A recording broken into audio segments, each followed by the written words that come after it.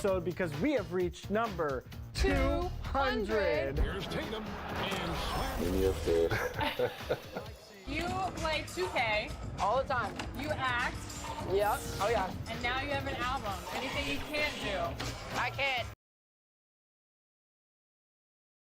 And those are the starting lineups. Lots of interesting matches. Welcome, fans. Thanks for joining us for this Friday night edition. Hey, Dave. Well, You better believe it. Outstanding, David. Thank you. And now a chance to take a look at some numbers for Brogdon. He hasn't been as sharp in the past 10 games as we're used to. It shows in his passing. The assist numbers down. Even the simple passes look tough for him right now. Maybe tonight he can get back on his game. Let's check out Indiana's starting lineup. Warren and Turner at the 4 and 5. Then there's Malcolm Brogdon. Then there's Oladipo. And it's Holiday in at the 2-guard spot. And for the Cavaliers, Ashman and Love are the forwards. Garland and Sexton man the backcourt. And it's Drummond in at the 5, roaming the paint. Now here's Sexton, guarded by Holiday. And Drummond is right there. This is what Drummond is known for, fellas. I mean, assertive, aggressive, relentless, hard-working. He's just a dogged offensive rebound. And a bit of a battle here for the ball. The official signals a jump ball here. Clark, some of those lottery-bound teams now giving more minutes to their younger players, developing them, looking into the future, which means more veterans, unfortunately, will have to sit and watch.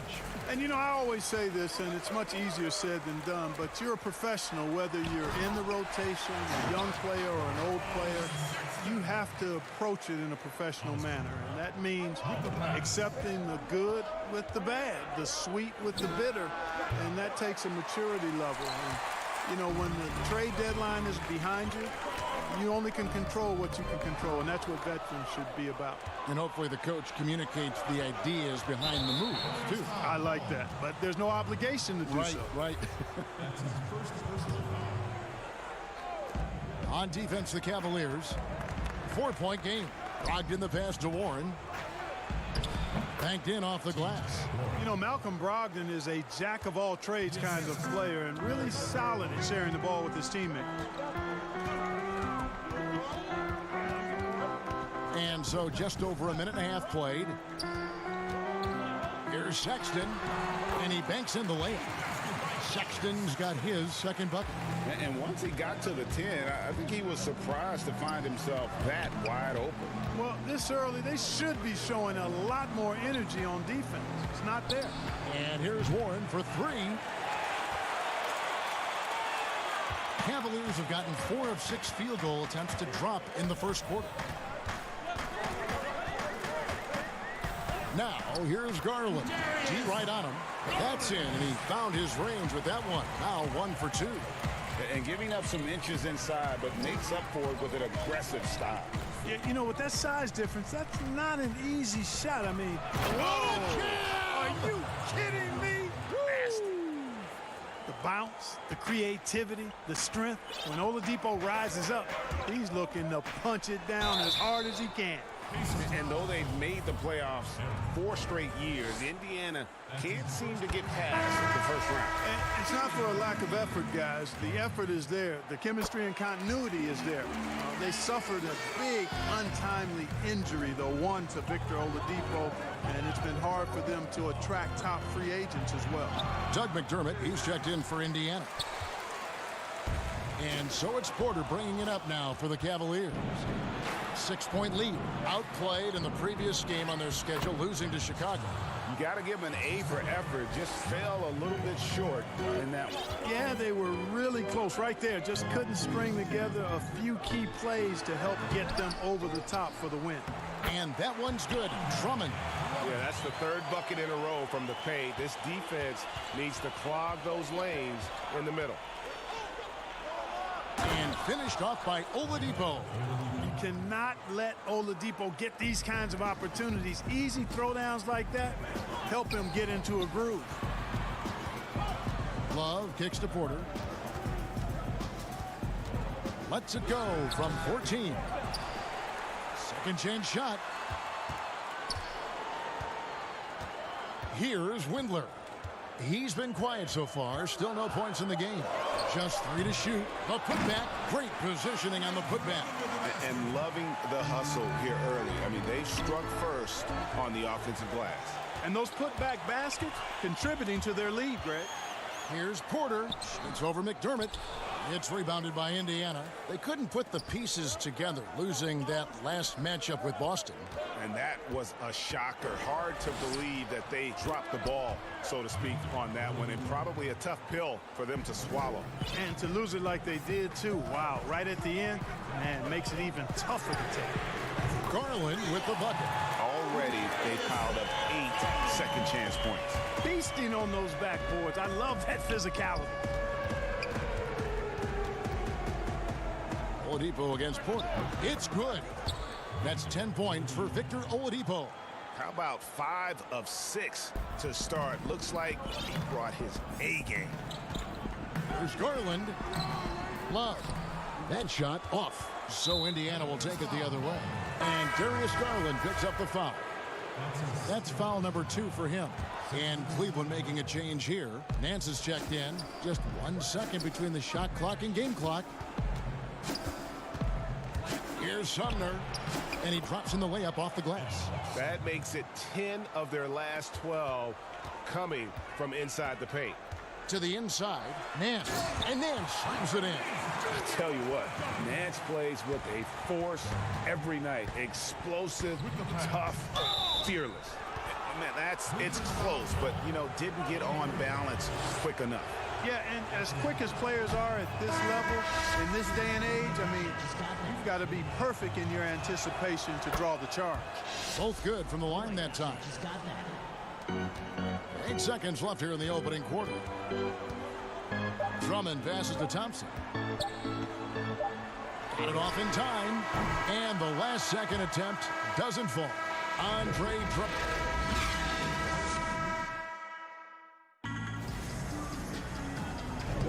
And if you're just tuning in, it's been a pretty even game through the first quarter.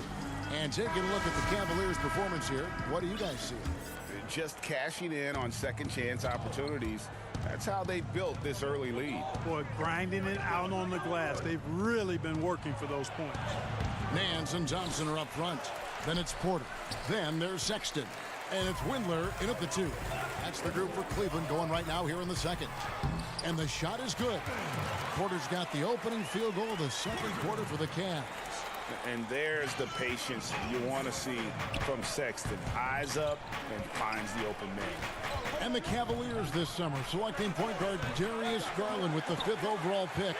The second-year man, Colin Sexton, already on the roster. Greg, how do you see the fit between these two players? Well, I mean, both are 6'2". The questions will come at the defensive end of the floor. Offensively, both show great promise as shooters, very scoring-minded guards, reminiscent possibly of a Lillard-McCollum pairing for the Blazers, which could be a roadmap for the Cavs. Here's Windler. He's covered by McConnell. Passes to Nance. To the wing on the left. Here's Windler. And that one hits back iron. Clearly the defense could have been better there, guys, but he also needs to convert that. The feed to Sexton. Just about a minute and a half has gone by here in the second. Lets it go from the baseline and nails it. Sexton's got the lead up to 9 now for the Cavs. Now, here's McConnell. He's gotten some minutes, but nothing on the board yet. Now the pass to be Thompson. 5 on the clock. Knocks it loose. And stolen by Sexton. Outside, Porter. From the stripe. The shot, no good. So Indiana will take it the other way. And they're off to Philadelphia after this game as they'll take on the 76ers. That will conclude their brief 2-game road trip. And hard to decide which was better, the pass, the catch, or the slam. Oh, there's no wrong answer. Sensational alley-oop. Tell you what, you wouldn't know they're the team trailing when they're able to pull off plays like that. Sexton dishes to Thompson. Porter kicks to Nance. Here's Windler. Nails the wide-open jump shot. And the Cavaliers lead by 9. Mark a big jump in scoring, but I think a lot of that is because of the prolific role players we have in the NBA now. Yeah, I agree with you, Kevin. When you think about starters putting up points, and then you have guys that fortify benches and can get points in bunches, the first name that comes to mind for me, Lou Williams. A designated role of scoring the basketball in limited minutes. And when he gets it going, watch out. Nobody quite like Lou Williams putting it in the basket as a role player. Out of bounds, Indiana takes possession. It's got to take a look at the steal numbers over the last couple months. The scope of that for Drummond. I feel like he hasn't been paying as much attention to the defensive aspect of the game as he needs to. His steals have dropped over the past few months, and he needs to get back some of that fire on D. Cedi Osman, he's checked in for Cleveland. Aaron Holiday is checked in for the Pacers. And just over 3.5 minutes played here in the second quarter. Here's Osman, guarded by Holiday.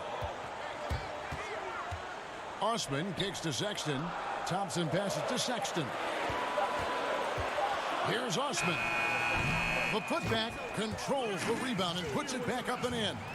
The edge on the glass is the difference. It's allowed them to build this lead. And really a reflection of their superior effort level to this point. It seems to me they've gone after this win a little bit more. Boy, that defense smothered them in there. Love the intensity. Now Sexton. 6 points for him. Here's Nance. Looking for Sexton. He gets it there. Back to Nance. Out to Thompson. Nance passes to Osman. The open look here for Sexton. Off target from outside.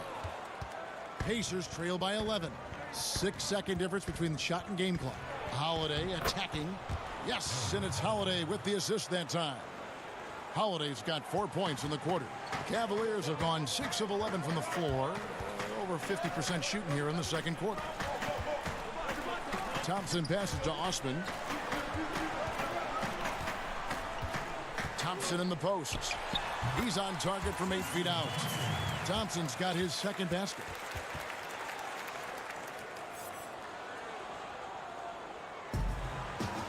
Seven seconds left in the second quarter. A shot by McConnell, no good. And so it's the Cleveland Cavaliers. Thanks so much, David, and we'll step away briefly, but get you right back out here for the start of... And now, the 2K Sports Halftime Show. Hey, everybody. Welcome to the 2K Sports Halftime Program. I'm Ernie Johnson alongside Shaquille O'Neal and Kenny the Jet Smith. It was Andre Drummond who got hot in the first. He had 8 points and 6 rebounds. Thanks for joining us, folks. We're now just a few minutes...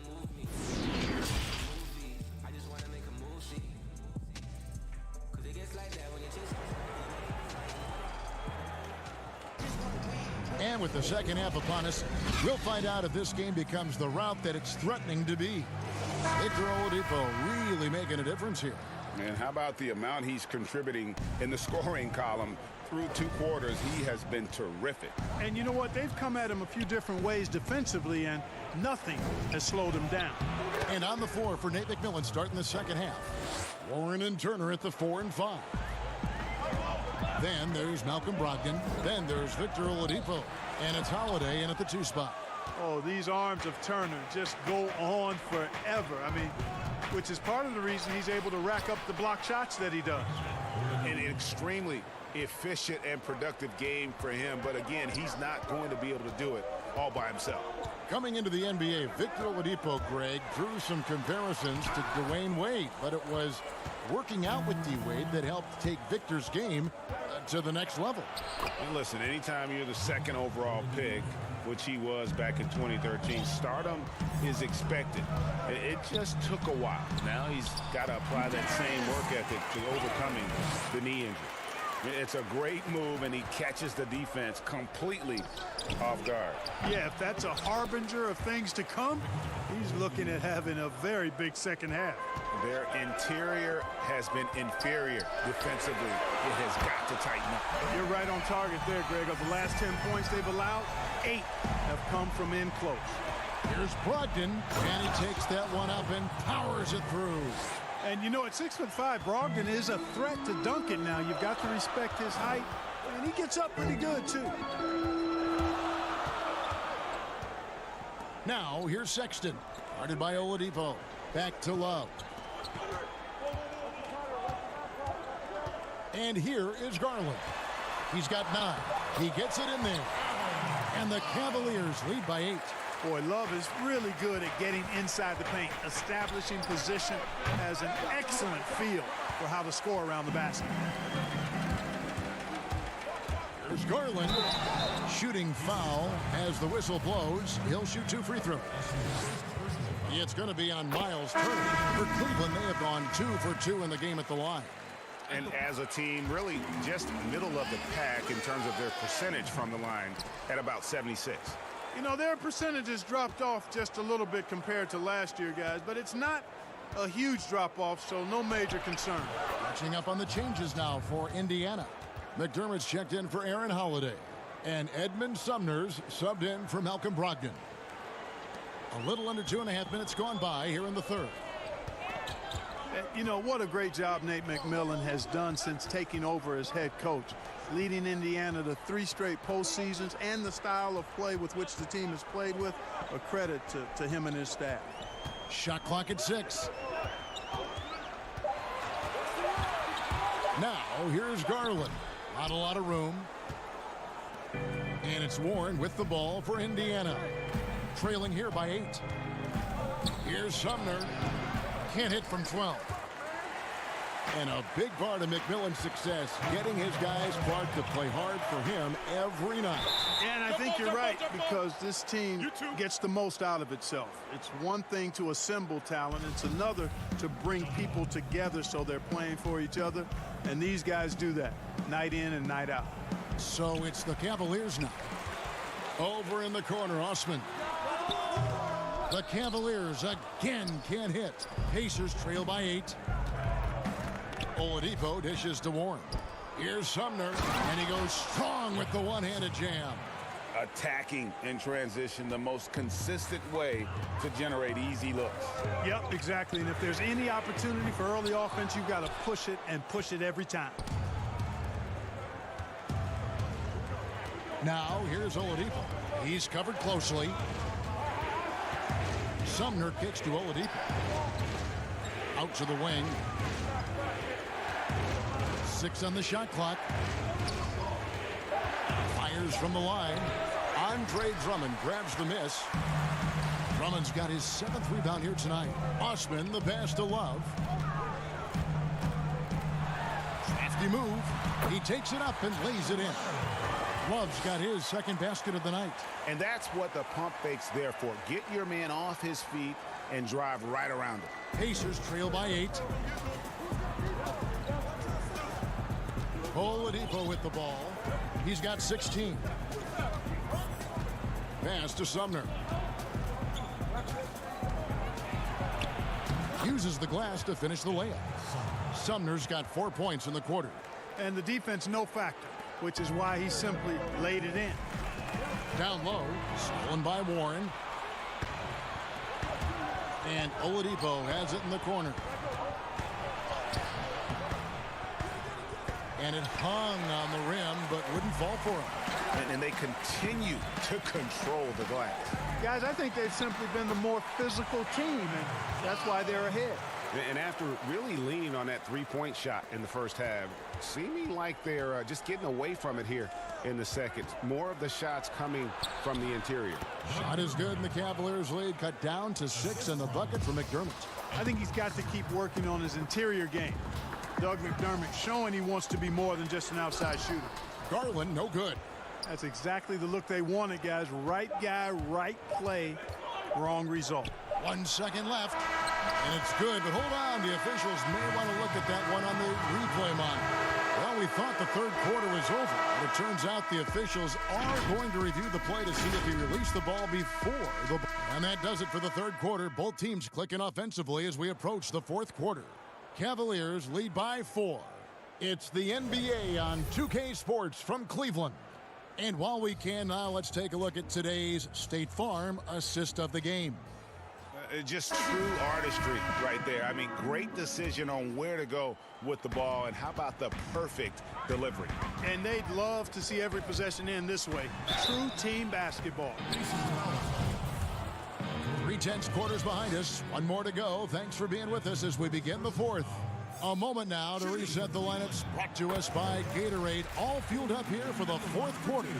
And so in the game for the Cavaliers, Garland and Sexton man the backcourt. Nance and Thompson are up front. And it's Porter in at the 3, the small forward. Stolen by Garland. Plays it up and banks it in. Garland's got 4 points this quarter.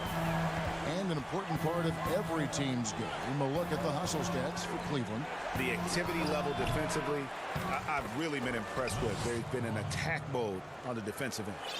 Another part of their game that's made a difference tonight is all the second chance points they've been able to get.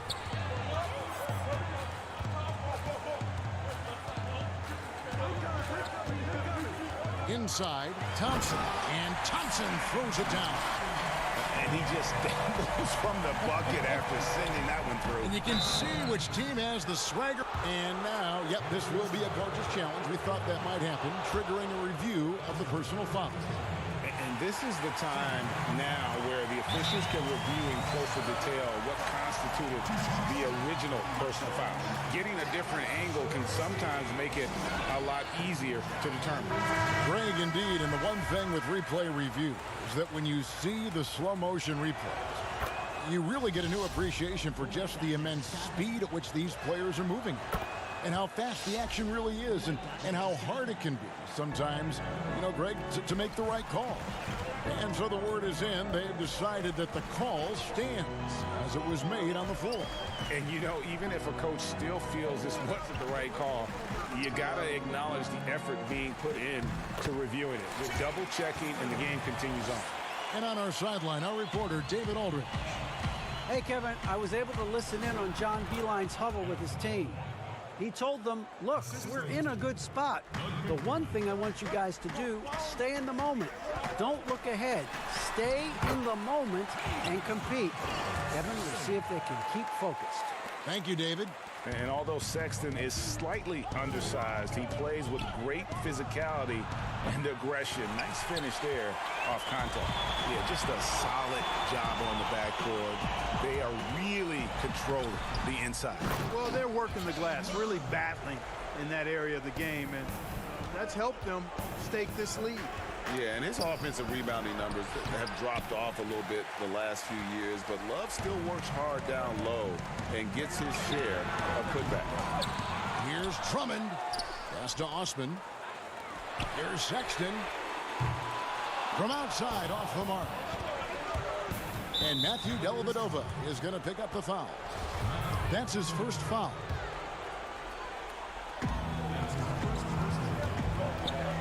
Now, here's Brogdon, defended by Dellavedova. Sometimes it's more about what the defense is doing on that possession. They were all over him on the perimeter. 2 points, that one goes. And it's a 12-point Cavalier lead. A lot of players keep track of their stats, their own team stats. But Clark, how much do guys pay attention to stats in game? I have no idea. I mean, I know stat sheets are given to the coaches during the timeouts throughout the game, but I don't think players in general are able to monitor their numbers. Now, there are exceptions to every rule. I imagine every team may have a player or two that can chart his numbers during the game, but the vast majority are too occupied with playing the game to keep up with the stats. And they're looking up at the scoreboard too, aren't they? Because they give individual stats up on the board. Oh man, yeah, I tell you that, and then watching replays is one of my pet peeves with players. I mean, they should just focus on playing the game instead of always looking up to see if they fouled or not. That's tipped. And it's going to be out of bounds. The Pacers will take it. Garland, he's checked in for Matthew Dellavedova. Miles Turner, he's checked in for Indiana. Victor Oladipo comes in for Doug McDermott. Well, if you're just tuning in, welcome. We've got about 3.5 minutes gone here in the fourth quarter. Here's Drummond. It's rebounded by Indiana. It's 3-on-3 on the fast break. Back to Holiday. And stolen by Sexton.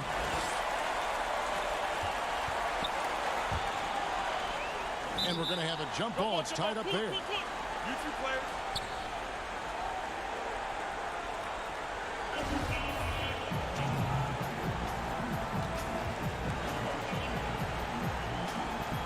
And so it's Indiana with it.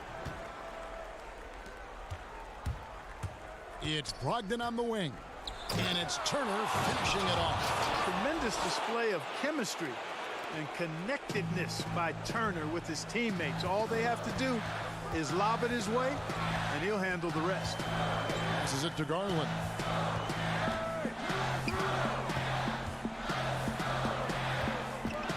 From the baseline. The rebound by Turner. And guys, not sure where his head was on that shot. Not what this offense was designed to create. Not at all. I mean, that's where they want him looking for a teammate, not trying to do it on his own. He needs to share the wealth there. So it's the Pacers now.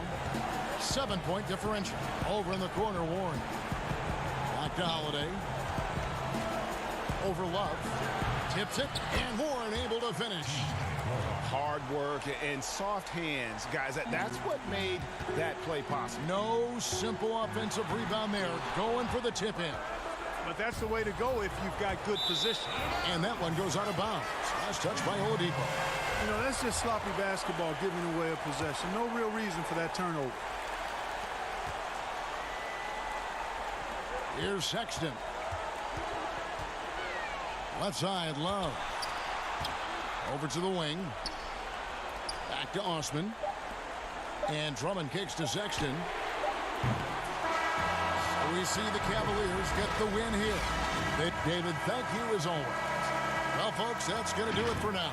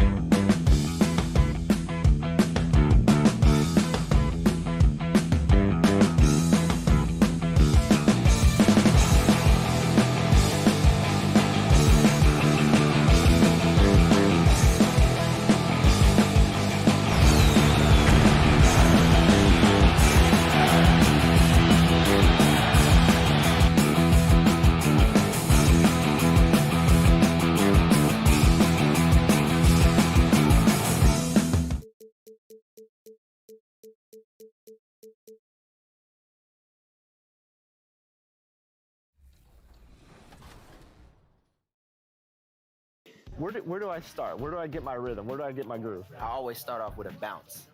You just start with a bounce, and then you see. I'm part of the baddest game, most successful game in the world. I went to Portugal this year, and the young tour guide goes, "It's Doris Burke from 2K." It wasn't Doris Burke, the announcer. It was Doris Burke from 2K. And getting mentally prepared to compete. You see the focus. And with tremendous athleticism. Thanks, DA. Let's quickly take a look at the standings out east. The season nearly complete. You look at the Pacers.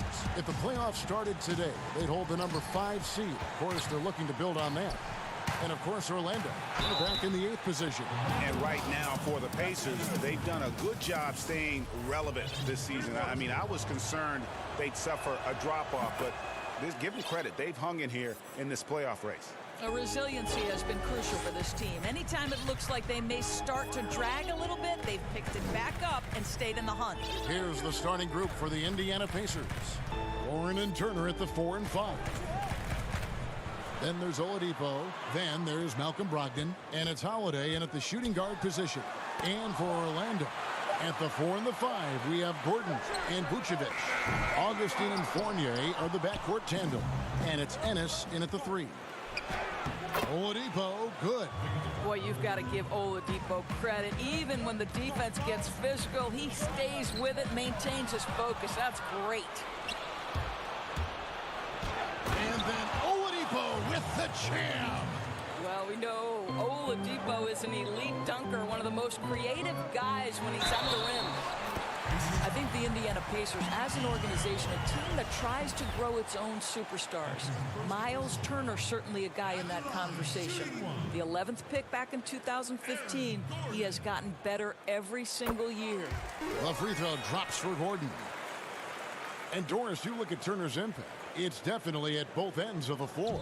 No doubt, Kev. Turner was the league leader in blocks last season. He became a much more efficient three-point shooter, and now all of a sudden he's becoming a better facilitator out of the post. Just great development. Boy, 4 for 4 to get things started. Must have been a good shoot-around this morning. Ennis with the ball. Ogden picks him up. Knocked loose. Holiday against Fournier, and the call will be against Fournier. That'll be his second foul of the game. And Orlando making a change here. Ross is checked in. Here's Oladipo. Warren. It's good on the putback. And not hard to see why they are giving up points on this run. Just too many good looks from in close. Tipped away. Ross passes to Augustine. Drills it from outside. Now this guy has every capability of spreading the floor with his shooting. TJ Augustine's deep ball doing some work right now.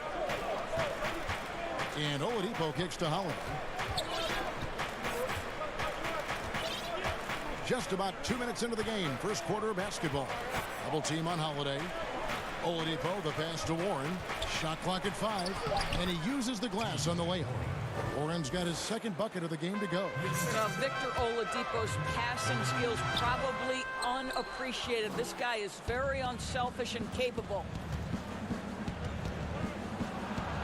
In the hoop for his third make from the field. He's 3 for 4 thus far in the contest. And their offense already in a flow. Some stellar shooting to jump out to this league. Well, you think back to Victor Oladipo and his college basketball being played at Indiana University. So when he gets traded to the Pacers, many thought it was viewed as a homecoming.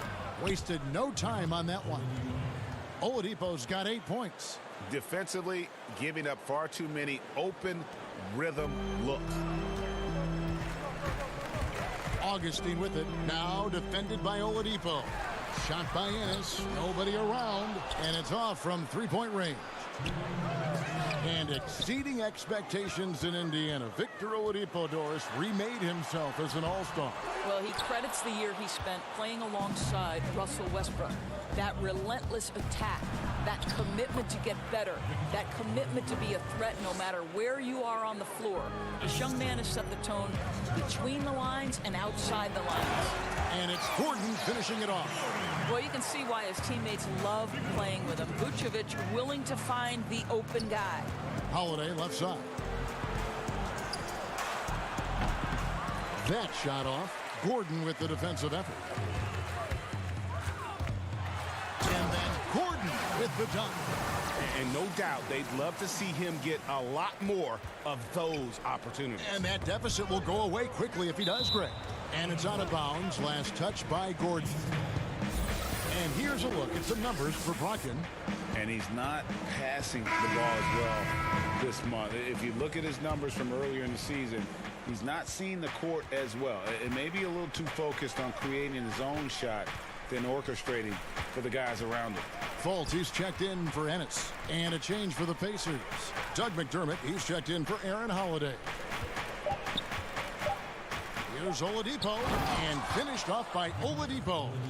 They've been excellent so far, coming in with a well-balanced attack.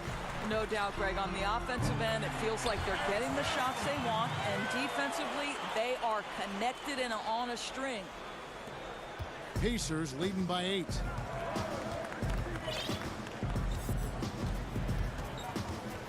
Tries it from the top of the key. Vucevic with the rebound.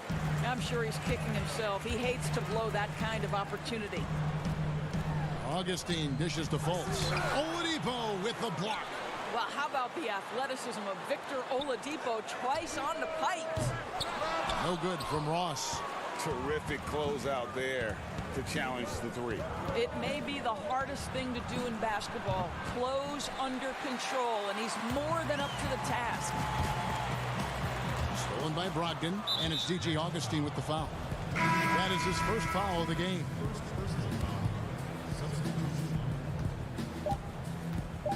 McConnell scanning the floor. Oladipo for 3. Oh, you love disrupting the shooter. Markelle Fultz being dogged on the defensive end. Victor Oladipo getting it done for the Indiana Pacers. That quarter had to take a lot out of him. He racked up 12 points. And we've got more NBA action on 2K Sports coming your way after this break. And we welcome you back to our special Noche Latina broadcast. As the second quarter getting going right now. Let's quickly break down the game we've seen from the Pacers so far, guys. Yeah, in that first period, they looked to push in transition at every opportunity. And why wouldn't they, Greg? You see their effectiveness in the open floor. Very difficult to slow down. On the court right now for the Pacers. Victor Oladipo is out there with McDermott.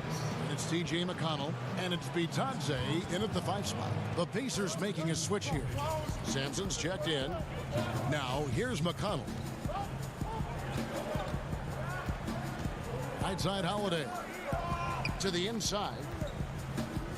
And there's the whistle. 3-second violation. Of course, you've seen a lot of these big men come and go in this league. Who would you say right now is the most complete big man in the NBA? Well, 2 guys come to my mind immediately, and that's Joel Embiid, who I think probably could be more efficient with his three-point shooting, but is still enough of a threat that you have to guard him out there. They enter the ball through him in the post, and he can be a dominant scorer. He can also put it on the deck.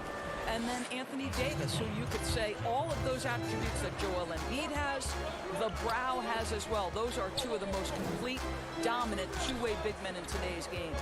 Here's Bamba following the score by Indiana. High post try, count it, and the Pacer lead has been cut down now to just 8 on the basket from Carter Williams. Well, Markelle Fultz continues to develop his floor awareness. Passes like that will create all kinds of chemistry. He gets a chance now to catch up with the 4th member of our crew, Hall of Famer David Aldridge. Well, for Nick Vucevic, there were some great firsts last season.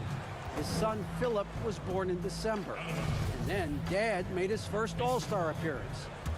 Nick is from a basketball family.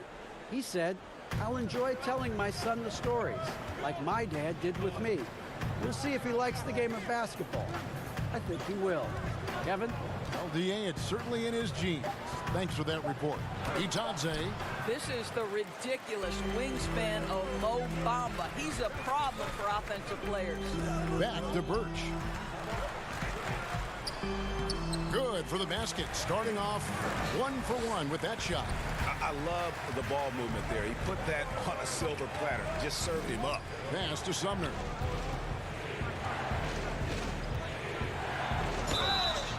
And he gets the whistle. 2 free throws coming up. Here's a look at the schedule for the Mets.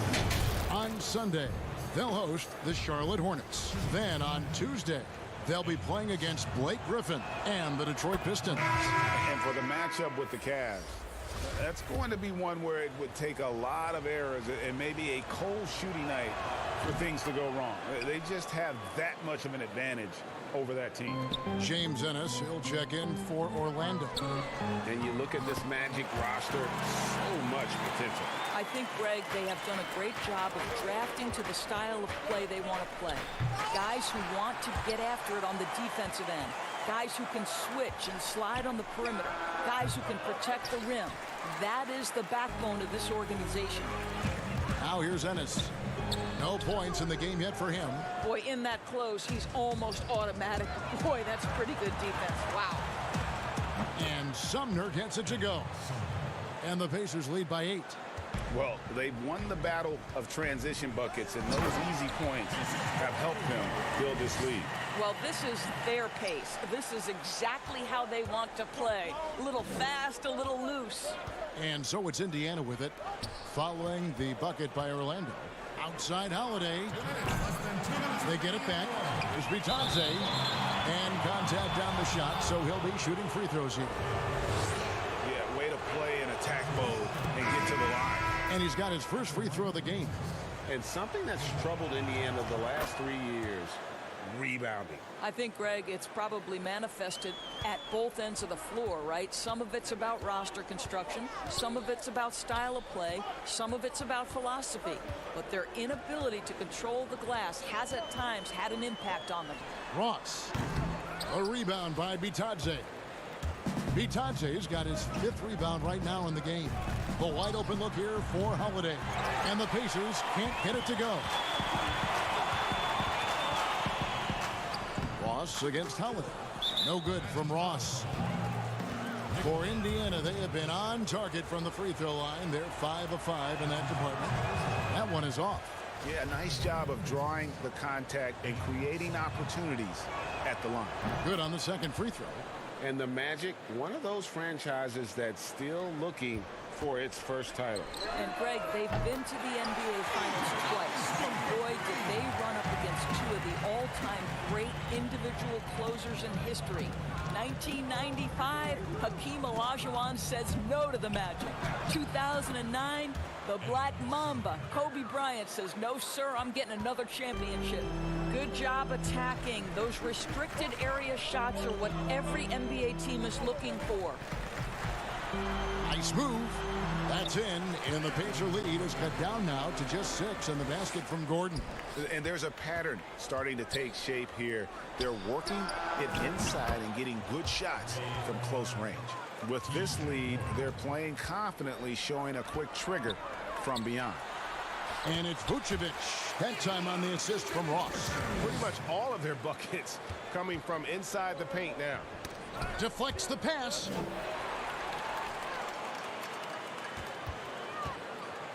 And Ross with the slam. Well, the flashback to Ross's rookie year when he won the dunk contest. Give him a chance, and you're guaranteed to see something flashy.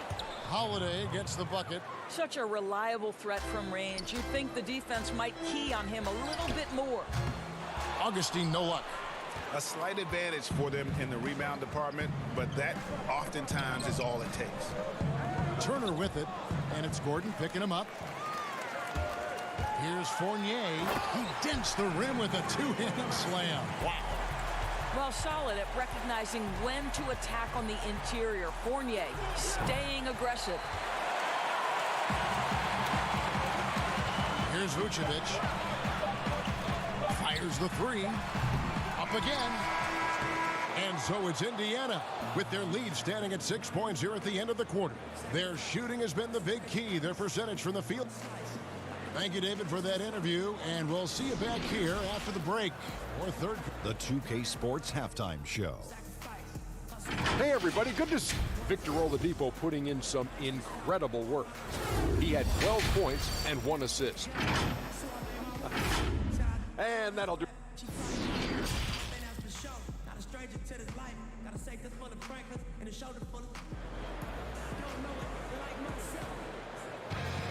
And in that first half, we saw a pretty tight battle. We'll soon find out what sort of adjustments were discussed during the half. You look at Victor Oladipo in this game, he has been everywhere. He had a fast pass to the lane that first half, got inside on demand. Now, this guy is such a good finisher on the move, and so far, the defense has not been able to counter it.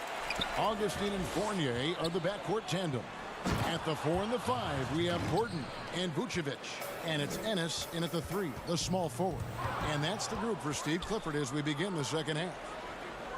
Lets it go from the wing. Fournier pulls it down. And this is exactly what you have to do to stop him. That was a tremendous contest, forcing the miss.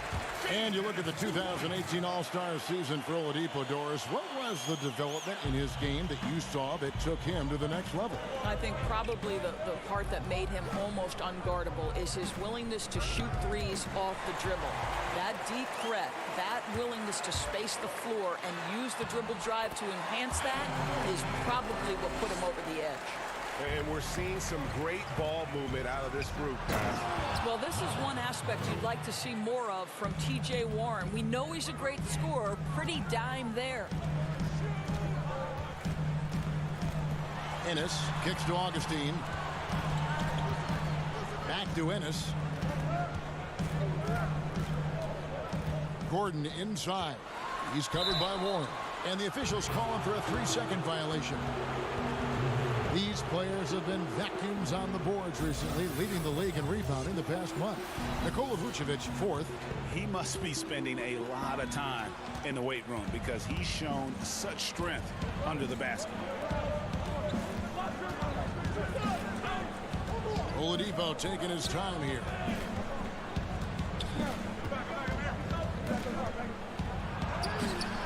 It gets rebounded by Ennis.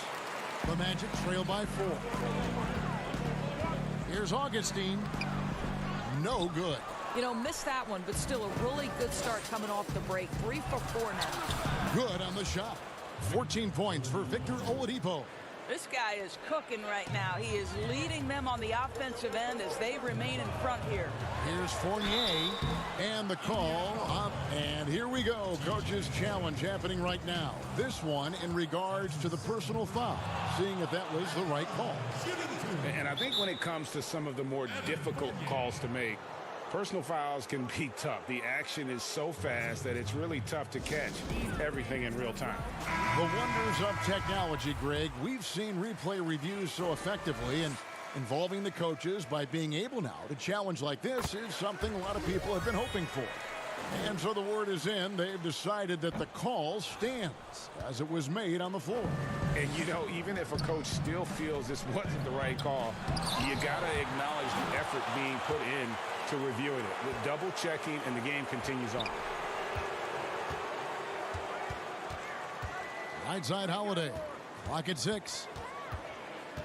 McDermott with it. Bamba picks him up. The wide open look here for Holiday. No good from outside. The Magic trail by 5. Ahead, here's Fournier, and a great assist by Carter Williams as that one goes in. That's 7 points for Evan Fournier. And Fournier over to help. Outside Holiday. Some nice passing here by Indiana.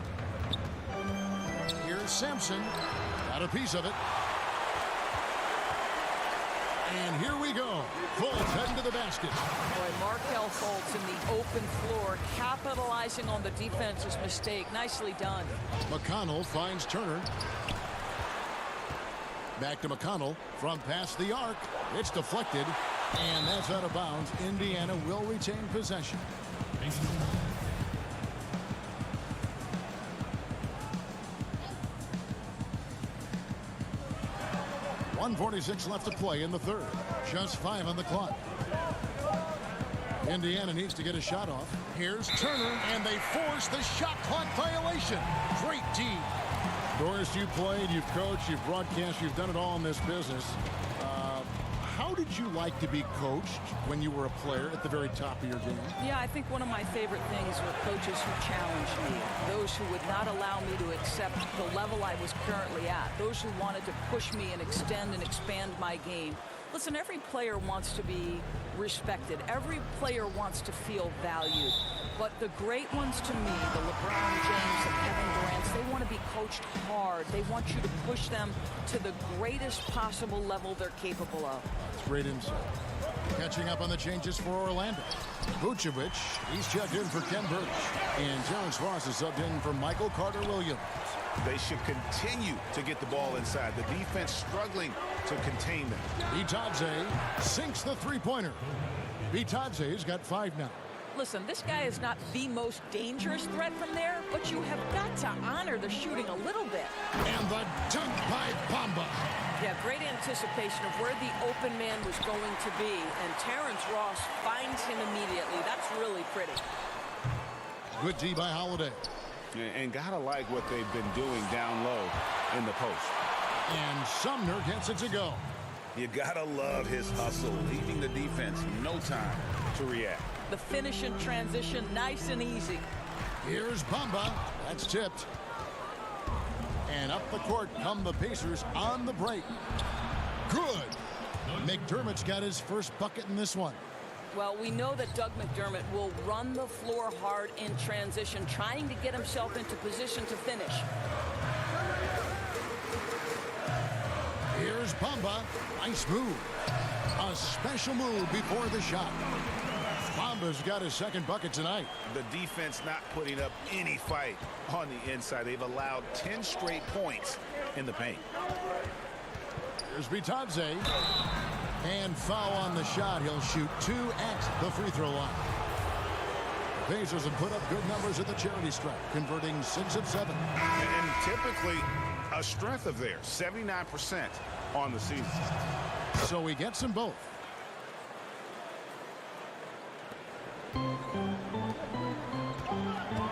Right side, Gordon. Here's Ennis. And no good on the last second attempt this time. And that's it for the third quarter. Both teams scoring well as we head to the fourth. Indiana out in front, up by 4. 2K Sports, back in a moment from the Amway Center. While we have the chance now, folks, let's go to our State Farm assist of the game.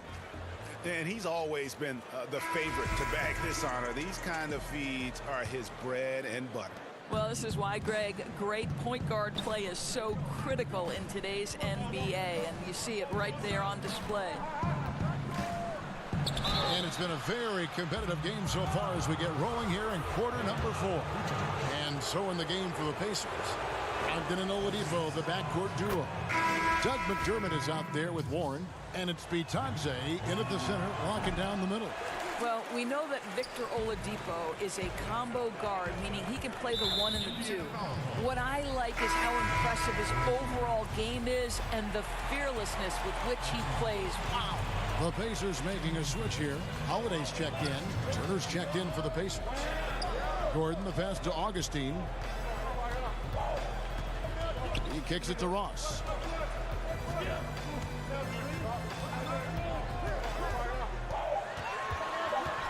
From the arc. The rebound by Brogdon. Pacers leading by 5. A wide open look here for Oladipo. And a great assist by Brogdon as that one goes in. You simply must respect the mid-range game of Victor Oladipo. When given the opportunity, he will capitalize. Gets the three-pointer to fall. That is such a tough matchup for smaller defenders out there. He can simply shoot right over them. Here's Warren. Lays it up off the glass. And the Pacers lead by 6. The way Warren controls his body is truly impressive. He's got the frame to absorb it. Pass to Augustine. Ross in the corner. Magic moving the ball around. Ennis dishes to Augustine. Here's Gordon. The shot from the low post is good.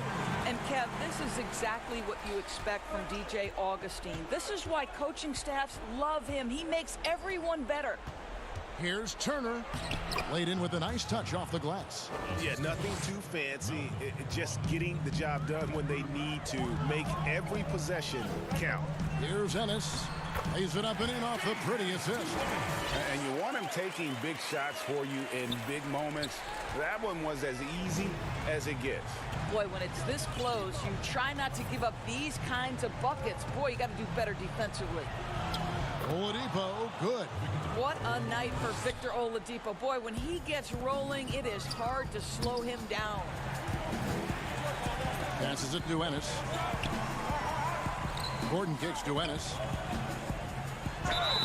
2 free throws coming up, and they call the shooting foul. T.J. Warren picks one up. Yeah, the defender all over. Free throw drops for Ennis. Evan Fournier's checked in for Ross. And Ennis drops them both. Just under 2.5 minutes gone here in the final quarter. Now, here's Brogdon. Oladipo outside. This one for 3, and the foul on Miles Turner. That is his first foul of the game. I'm not sure what he thought he could get away with there. Pretty clear over the back. Yeah, easy call for the officials. Sometimes I think you can reach over without making contact, but that was not one of those times. And so it's Turner with it. He brings it up for the Pacers. 13 points was their biggest lead in the game. Gordon, and he gets contact and the whistle on the shot. 2 shots coming up. And the foul goes against Indiana.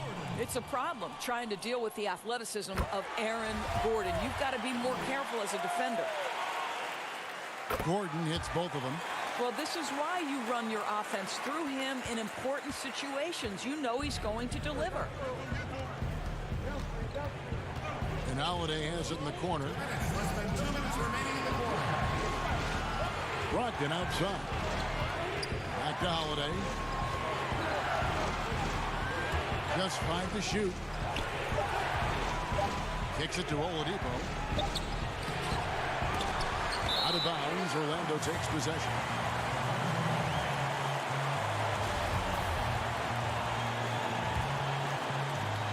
A bit under 3.5 minutes have passed here in the fourth. Now Augustine outside Fournier. The pass to Ennis. In the corner, it's Gordon. Back to Ennis. On the wing, Gordon. 6 to shoot. To the left side wing. For 3, Fournier. The shot will not fall. So the Pacers will take it the other way. And Aaron Gordon gets the whistle that time. That's his first foul. Indiana leading. And Oladipo has it in the corner. 1:04 left in the game. And that one, good. Oladipo's got 9 points now in just the second half. Gordon, the pass to Augustine. For 3, Fournier. Come! And what a sensational bucket to bring them within 1. And that one sends the bench into a frenzy. I'll tell you, these guys have worked so hard together. Everyone pulling in the same direction. Beautiful to watch. Holiday against Fournier, and Holiday kicks to Oladipo. Lock at 6. Holiday left side to the paint, and it's going to be a 24-second shot clock violation. They turn it over. Boy, not on the same page there, and in a possession ball game, that's a big mistake. And it's the Magic with the ball. They trail by 1. Fournier against Holiday. Fournier pass to Augustine. In the corner, it's Gordon. Dishes it to Ennis. Pass to Fournier. 3-pointer Augustine. Can't knock in the 3. And an intentional foul right there. Yeah, you have to do that, though. You can't just let him dribble the game out. as he doesn't get the first one to fall. Trying to focus now on the second. And the second of two is good. That will put them up by 2. Time called here. The Magic decide to talk it over. They're trailing by 2. 5 seconds left to play here in the fourth. What do you think, guys?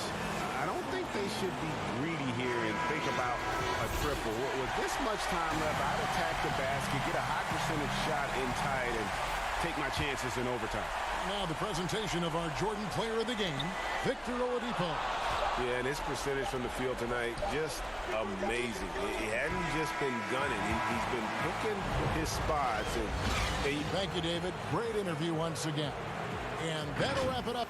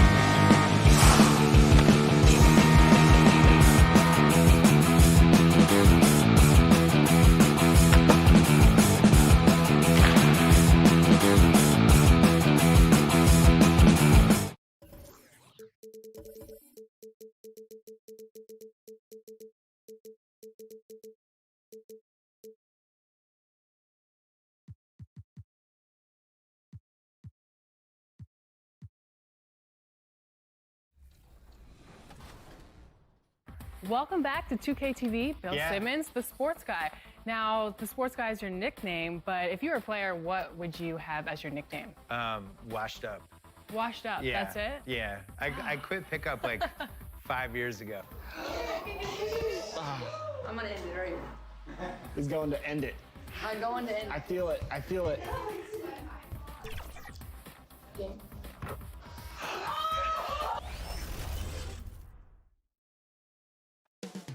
Coming into Miami. Welcome, everyone, to Noche. And now that we have a second, let's take a quick peek at the rebounding numbers for the last handful of seasons for Adebayo. He's really made that a focus of his game these past few years, and it's paid big-time dividends for him. He's become a much better rebounder, and it's increased his value as a player by leaps and bounds. Let's check out Indiana's starting lineup. Warren and Turner at the 4 and 5. Then there's Malcolm Brogdon. Then there's Victor Oladipo. And it's Holiday in at the 2 guard. And for the Heat, they've got Adebayo. Jones is out there with Jimmy Butler. Then it's Robinson. And it's Nunn in at the 1 spot. Back to Robinson. Stolen by Brogdon. And here comes Holiday leading the fast break. And Butler sends it back. But he stays with it. And Holiday kicks to Turner. Pass to Oladipo. And stolen by Butler.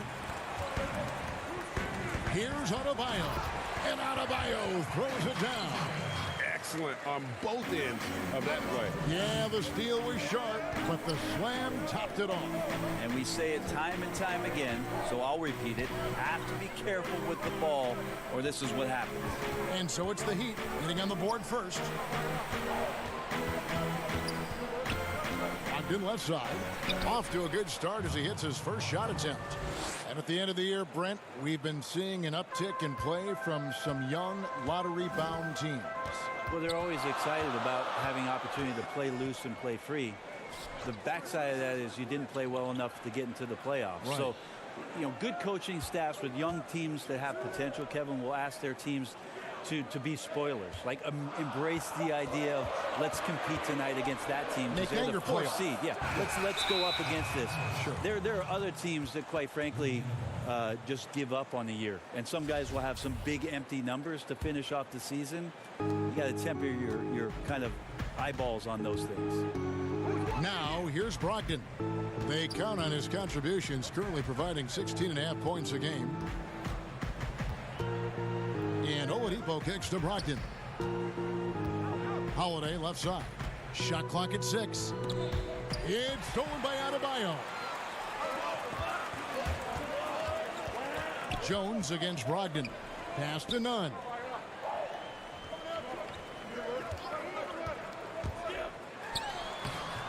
That one doesn't drop. For Indiana, they've gone 1 of 3 from the field to start this one so far. Holiday finds Warren. Here we go, one-on-one. Jones with it. Ogden picks him up. And Jones with the stuff. Incredible reverse throwdown. Excellent body control. And guys, I'd even go as far to say that was a punctuation dunk. Now, here's Oladipo. He had 27 points last game, and Jones pulls it down. Oh, and a fast break for the Heat. Robinson leading the charge. And it's going to be out of bounds. The Pacers will take it. And these are the real stats, real scores from the real NBA, showing you the top shooting teams in the league. That's the name of the game, putting the ball in the basket. In third, the Pacers. So patient on the offensive end. I mean, they're not going to force shots, and it's that selectiveness that's yielded such an impressive field goal percentage. The Heat making a switch here. Heroes checked in, and the Pacers also making a change. McDermott's checked in. And you hear it all the time about how they say reaching the top can be the easy part. It's the staying there that's the true challenge. And Victor Oladipo achieved stardom, but has to make his way back after his knee injury in early 2019. Now, here's Olynyk. Looking at his point production, he averages almost 8 points a game. Crowder, the pass to Olynyk. Here's Hero, guarded by Holiday. 5 on the clock. Hero, no good. And Oladipo had already dealt with soreness in that right knee, and you talked about that, missing about a month earlier in the season. And some suggested he came back too soon. Hindsight, always 20/20, and players want to be out there to help win games. Sometimes teams have to protect them from themselves. Victor Oladipo grabs the miss. And it goes out of bounds. That one off Iguodala. And let's take a moment here to see some of the numbers for Goran Dragic. He's getting around 16 points a game, 5 assists, and 3 rebounds. And a quality player. I love what he brings to the table at that backup point guard position. I think coaches appreciate a guy that comes in and knows how to run the offense with some intelligence. That's exactly what he does.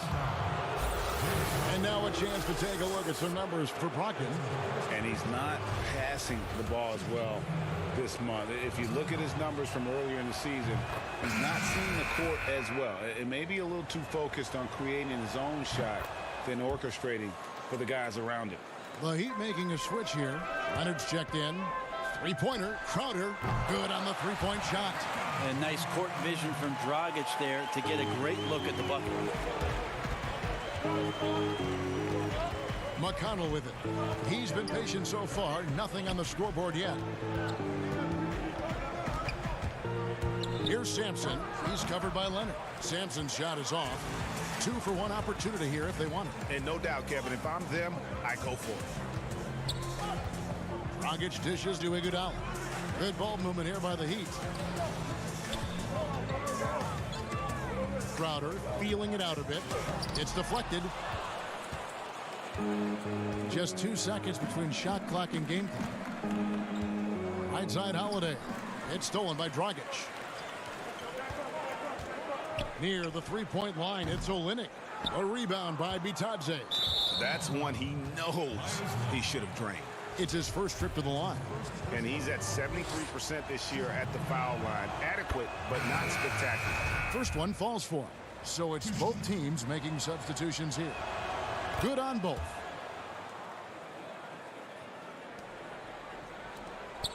Left side, Crowder. Iguodala, right side. And he makes good on the layup. Iguodala is so skilled down low, playing his cards right that time and laying them on the table. At the end of one, a closely contested game so far. Pacers lead by 1. The second.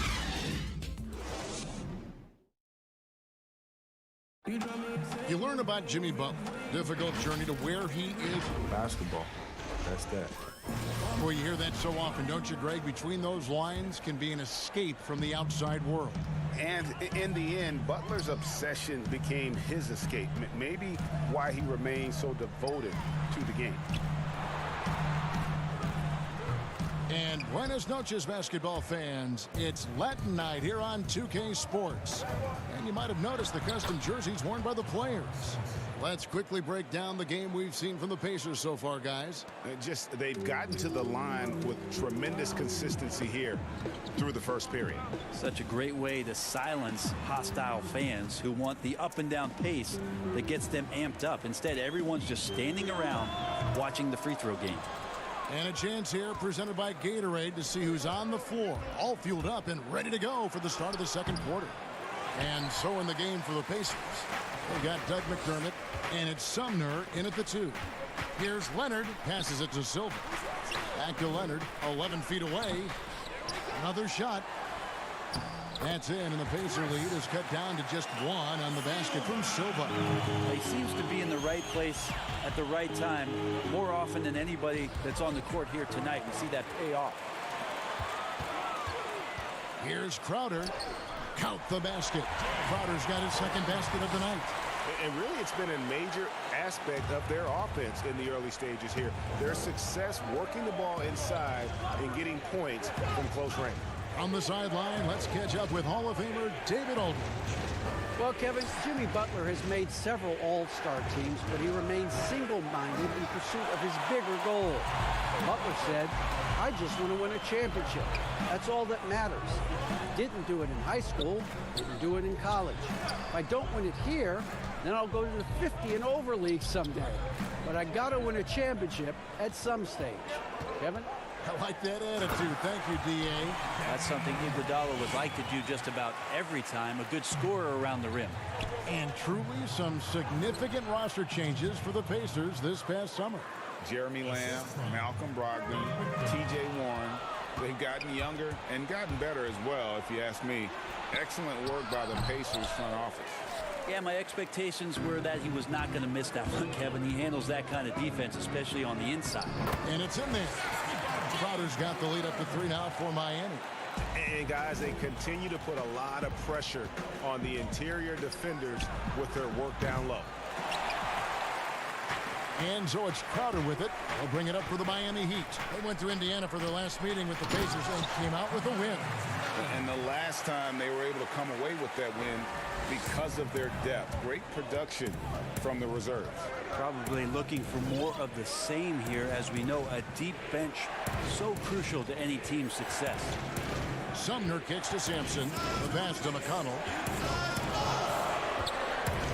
Here's Sampson.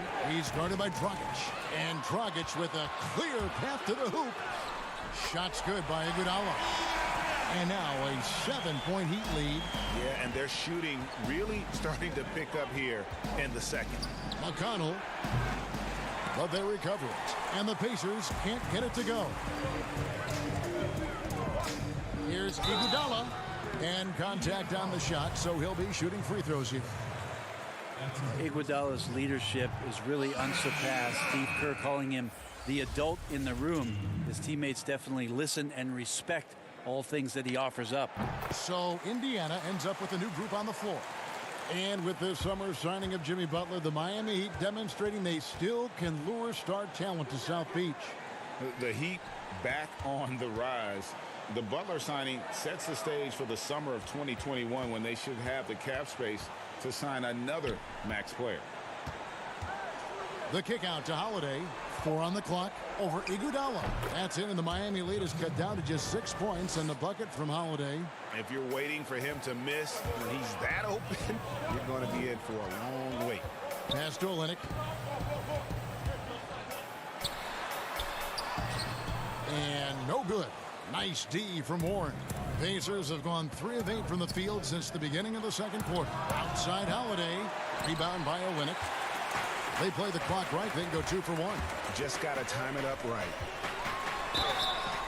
Shooting foul as the whistle blows. And now, yep, this will be a coach's challenge. We thought that might happen, triggering a review of the personal foul.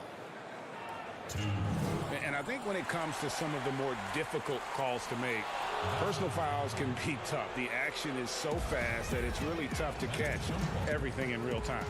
The wonders of technology, Greg. We've seen replay reviews so effectively, and involving the coaches by being able now to challenge like this is something a lot of people have been hoping for. And the announcement on the review is that the foul was called in error. So they have determined, Greg, to overrule the original call.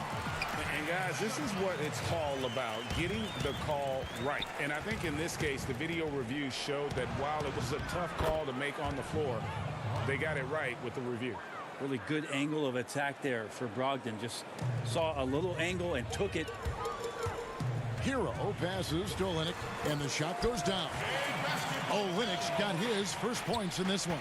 It really turned it around here in the second quarter after shooting less than 40% from the field in the first. Here's Iguodala. Over Holiday. And so it's Miami in the... It's the 2K Sports Halftime Show. Greetings to... It was a closely contested first quarter for Miami. Some good action during the period, as it was just a... That's all for now. Say good...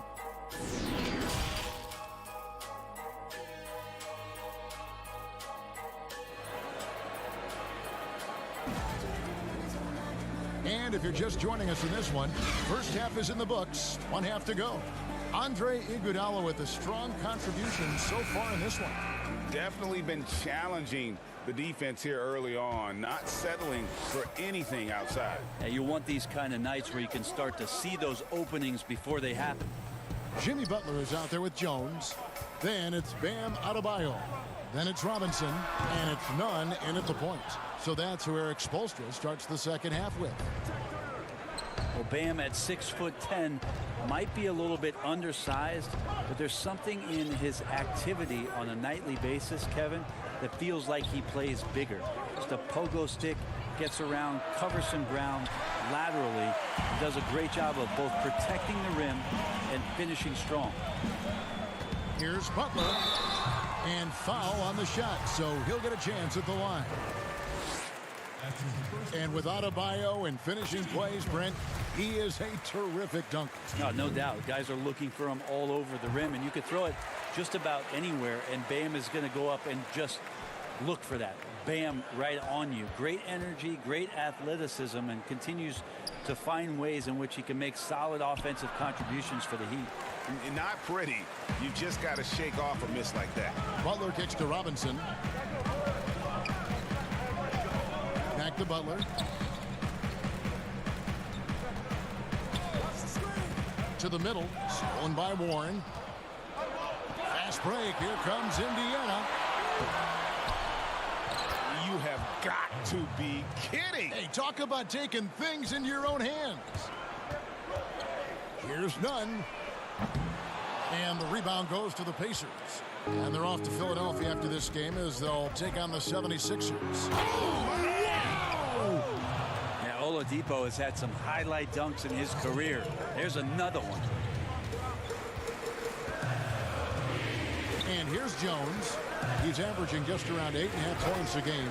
And Jones stings it in. And he just dangles from the bucket after sending that one through. And you can see which team has the swagger right now. It's Brogdon on the wing. Baseline J on the way. And again, it's Indiana converting. Nice to see Brogdon just step into one from the mid-range. Here's Jones, and Jones slams it home. Yeah, I mean, maybe could have tried for a more memorable dunk than that one. And we know he's capable of those memorable ones. With social media, extended TV coverage, lots of distractions for these players, Brent. But some do a terrific job of blocking all that out and keeping their focus. I think the roles and responsibilities of teams is changing around exactly what you're talking about, Kevin. You have to have people within your organization that help these players understand where it is that they have to focus most.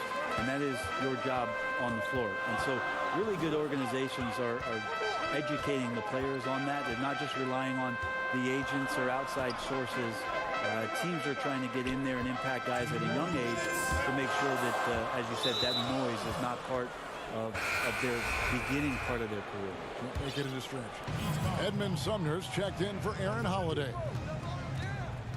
Here's Oladipo. That one doesn't go. I'd love to see them impose themselves a little more on the backboard. That's a great way to find confidence. Always a surefire way to get back in the game. Rockets the pass to Silva. And he goes in for the dunk. Not the kind of aggressive defense they need to cut into the lead. Yeah, you have to protect the rim, Greg, a little better. Good job to recognize the opportunity. That's just very solid offense. Oladipo against Butler. Pass to Warren. 5 to shoot. Here's Sumner. And good, as it just snugs right down through the net. Okay, nice job here in the second half. Field goal percentage is way up from what it was at halftime when it was just barely above 30%. The alley-oop. The shot by Brogdon, no good. And what should have been a simple pass and finish ends up in a missed opportunity on that alley-oop attempt. Yeah, you'd like to keep things a little more simple, and that was a play that didn't quite develop the way they wanted it. Back to Adebayo. And Adebayo throws it down. Oh, how about using the rim to get some true hang time? You know, he just wanted to make sure the landing was softer than the takeoff. And Adebayo throws it down. And you can see that Butler is the total package. Solid at recognizing when one of his guys is open. Right side Turner.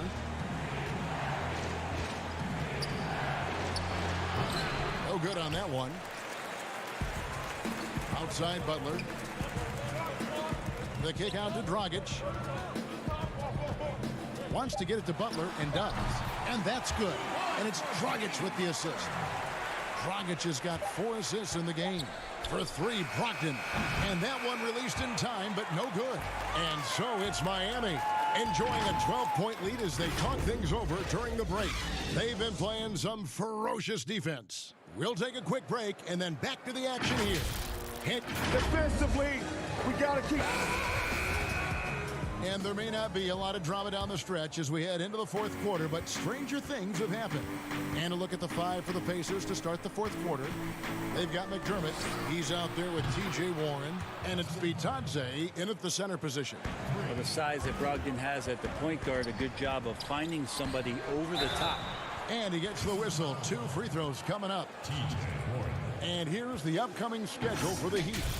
On Friday, they'll host the New York Knicks. And then on Saturday, they'll defend home court against the Chicago Bulls. And for that game against the Bulls, that's going to be one where it would take a lot of errors and maybe a cold shooting night for things to go wrong. They just have that much of an advantage over that team. Makes it pretty tough on the defense. Who you're going to pick to send to the free throw line. And he's hitting the free throws right now. Form looks good.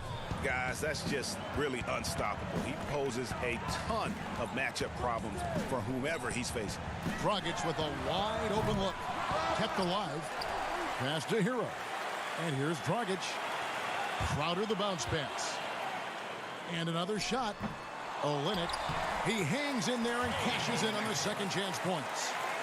And the Heat lead by 10. Yeah, and they've shown effort and aggression in the paint, really right from the tip.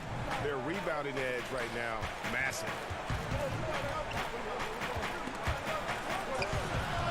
Holiday finds Warren. Back to Holiday.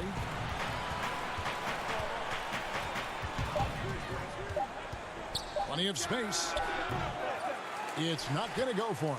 The Heat go the other way with it. Next step for them, the Knicks coming out here to play. And that's the 3rd of 4 straight played at home. Dragic gets the bucket. And certainly they are not hesitating, letting it fly from deep here in the second half. That's in, and the Miami lead is cut to just 11 on the basket from Brogdon. And they've really gotten on track here in the second half. After that shaky start, the field goal percentage steadily climbing. They couldn't make anything in that first break. One-on-one here. McDermott, no one around him. No good on the 3. The Heat leading by 11.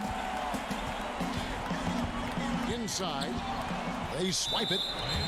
And the foul called on Myers Leonard. That's foul number 2 for him. So both teams changing it up here. Indiana's gone 2 of 3 in the fourth quarter from long range. Good shooting so far. Outside Holiday. Rebound by the Heat. Iguodala left side. Here's Nunn. The shot's good on the assist by Iguodala. Nunn's got the lead up to 13 now for the Heat. And there's a pattern starting to take shape here. They're working it inside and getting good shots from close range. Fourth quarter of play, and we're about 2.5 minutes through it right now. Now here's Iguodala. He's guarded closely. Here's the 3. The rebound by Turner. Turner's got 6 rebounds here tonight. Lob pass to Warren. Iguodala with the steal. Oh, and a fast break for the Heat. Back to Jones.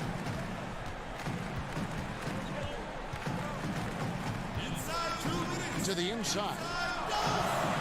Here's Nunn. Uses the glass to finish the layup. Nunn's got 4 this quarter.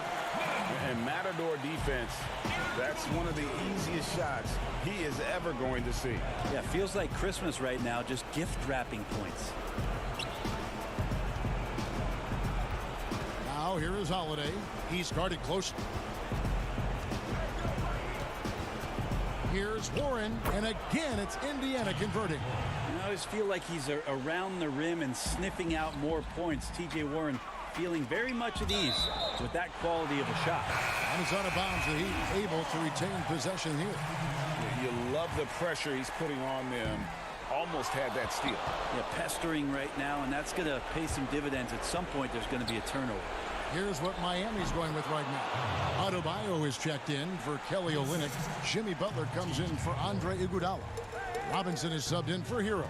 Jones, and he converts the layup. And the Heat lead by 11.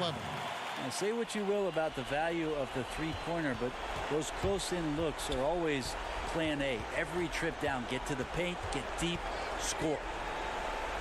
And the pass to Oladipo. We've got 1:08 left in the fourth quarter. Shot clock at 5. And Warren the bucket on the assist by Oladipo. Oladipo playing a couple years at point guard in Orlando when he started his career, showing off his passing ability there. Robinson against Holiday. Robinson passes to Nunn. Good ball movement here by Miami. Robinson misses. So Oladipo will bring it up for the Pacers. 9-point game. That one goes. Count it. And for a two-guard, Oladipo has some great vision, a very good passer, and a nice find there. Guys, let's just go ahead and call this one. It's over. You want to keep expending energy, or do you want to start thinking about the next one? 3-second difference between shot clock and game clock. Butler with the ball, picked up by Turner. And that'll be 2 free throws coming up. Officials on the call with the foul. I mean, even from over here, you can see that one pretty clearly. First free throw is good, and that stretches their lead to 8. Second one is good, putting both at the line, and it's a 9-point ball game here. Ooh, I think that's a wrap, and I can tell you, you can't have more pressure-packed free throws than the ones that are going to seal the game. Here's Nunn. He's covered by McConnell.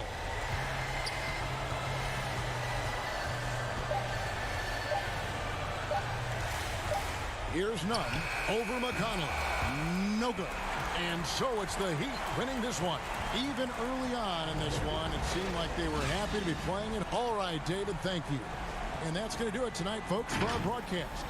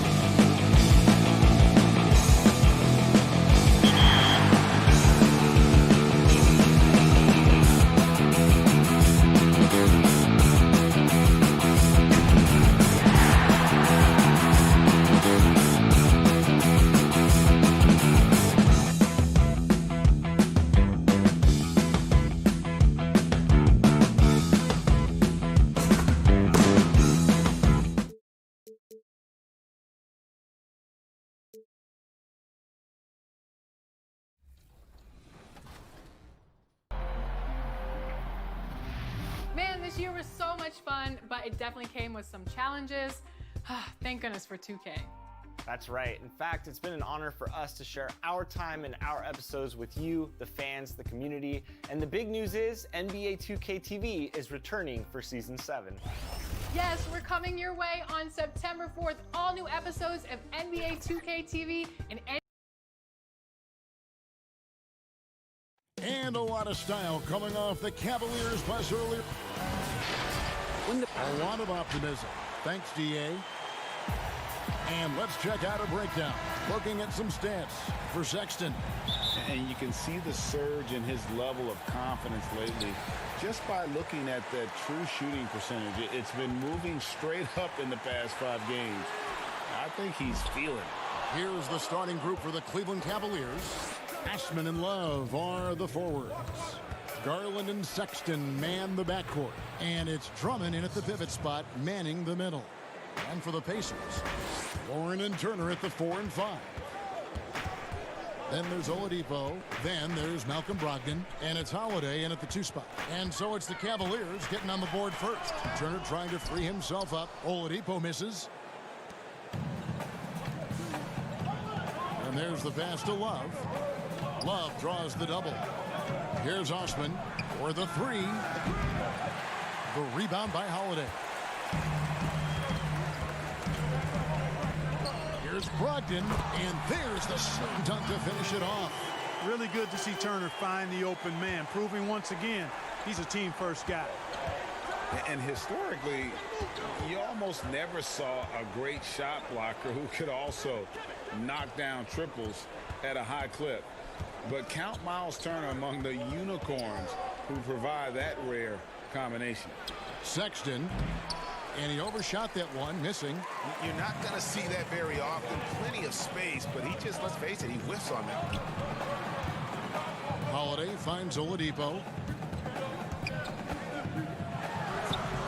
Just over a minute and a half played here in this one. Can't drop it in from the right block. And the stretch center in demand. For Miles Turner, Greg, how does he take that next step as a player? Getting stronger. And continuing to improve his recognition and communication at both ends of the floor. And once he got to the 10, I think he was surprised to find himself that wide open. Well, this early, they should be showing a lot more energy on defense. It's not there. Now, here's Garland. He's playing a pretty big role for him at the offensive end, averaging about 12.5 points a game. Here's Garland. Down to 5 on the shot clock. Here's Osman. The putback. Well, that's finishing the defense there. He made a good effort on that possession defensively and then closed it out with the rebound. And Cleveland making a change here. Porter's checked in. For Indiana, they've gone 2 of 5 here, making 40% so far to start out the game. Oladipo against Porter. And there's the whistle on the shot. Took the foul. Shot misses. He'll be shooting 2. When you talk about outstanding athletes in the NBA, Victor Oladipo is on that list. Even if he's only 90%, this guy is explosive, actually more explosive than most. Doug McDermott, he's checked in for Aaron Holiday. And you think about trying to come back from that big knee injury, a lot riding on Oladipo's recovery. Well, a big part of his recovery and coming back effectively is sports medicine has come a long, long way, Kevin. He won the 2018 Most Improved Award. They stopped doing the Comeback Player of the Year, but you know, he's looking for that kind of return this season. Nancy's checked in for Kevin Love. Cavaliers foul.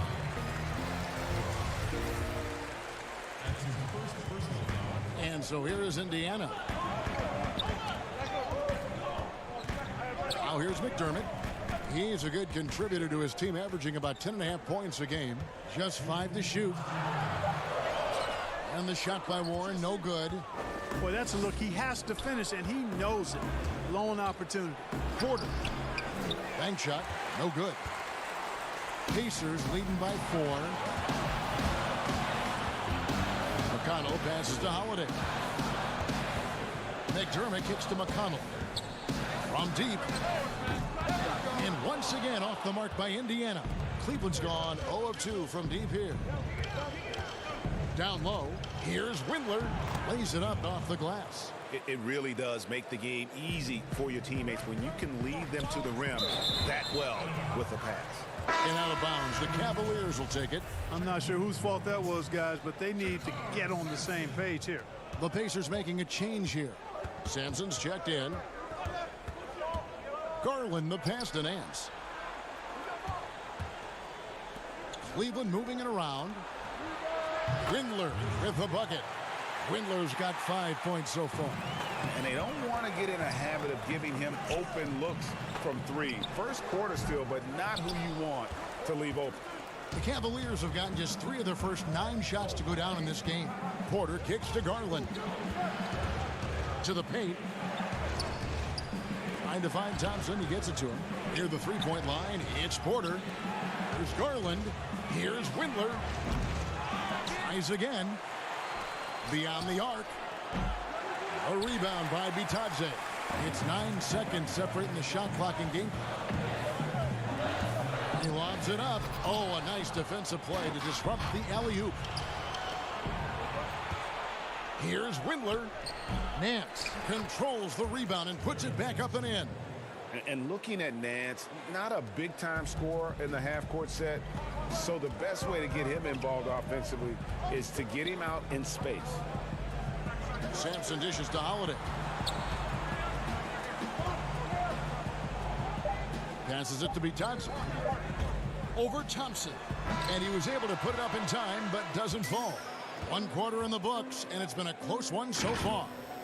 Cavaliers on top, leading by 3. And we'll get things started in the second quarter when we return. And getting going again here in the second quarter. Fairly close game so far. What stands out to you from the Cavaliers in this one? What we saw in that first quarter, they won their matchups defensively. Yeah, I agree. I mean, you look at the energy, the effort defensively. They put it all out there in that opening quarter. They've got McDermott and it's Sampson in at the small forward. That's the 5 to begin the second quarter for the Pacers. And stolen by Sexton. This one for 3. Unable to get that one. So Indiana will take it the other way. And they're off to Philadelphia after this game as they'll take on the 76ers. That will be a getaway game for them, a 1-game road trip. Oh, and he went for the two-hander on the slam, using some muscle. Some urgency from him there, sure. I get the feeling, guys, that he may be sensing that this is a critical time in this game. Here's Windler. Following the score by Indiana. Nance passes to Windler. 6 on the shot clock. Out of bounds, Indiana takes possession. And Clark, when you think back to your playing days in high school, what memories come to mind? Well, just the fun of being able to have success all 4 years I was at St. Joseph High School in Cleveland, the way the city rallied around us my senior year when we had a chance to play for a state championship. Unfortunately, came up short. The teammates and coaches and teachers that I had a chance to enjoy those 4 years with, all really fond, special memories for me. And Cleveland making a change here. Love's checked in. And here's Sexton. 26 points for him last game against the Bulls in Chicago. What opened things up for him was his passing. He was making so many plays that the D had to play off him. Tips it up, and Oladipo stays with it. Boy, Oladipo has tremendous athleticism, and with his effort on the offensive glass, he keeps possessions alive for his team. And the foul on Victor Oladipo. That is his first foul of the game. Warren's checked in for Indiana. Now Love. 17 points for him last game against the Bulls in Chicago. And if you look at his free throw numbers, you can see what kind of pressure he put on the defense. He was in attack mode all night long. They grabbed their own miss. And Sexton has it in the corner. Osman the pass to Drummond. 6 to shoot. Tries yet again. The Pacers pull it in. They went to Cleveland for their last meeting with the Cavaliers, and they came out with a win.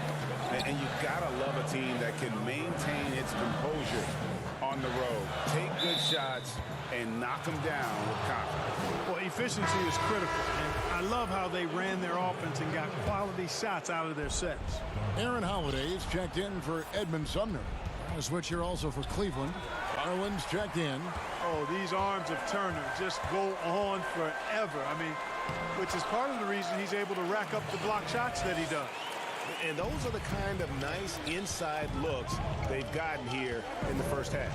Can they get it? And it's Drummond missing. You know, sometimes making it difficult for him to finish at the rim is all you can ask for from the defense. Mark, you were talking about the unicorns. Miles Turner in that category as a shot blocker who can space the floor. I don't think he's got a ceiling. What about you? I think his ceiling is really high, Kevin. He's still young, which always bodes well for somebody with his work ethic and skill set. I think he can be an all-star player. Franchise player, those are few and far between. I'm not sure if he can get to that level, but all-star certainly within his reach. And so it's Cleveland with it after T.J. Warren's miss. Sexton deciding where to go with it.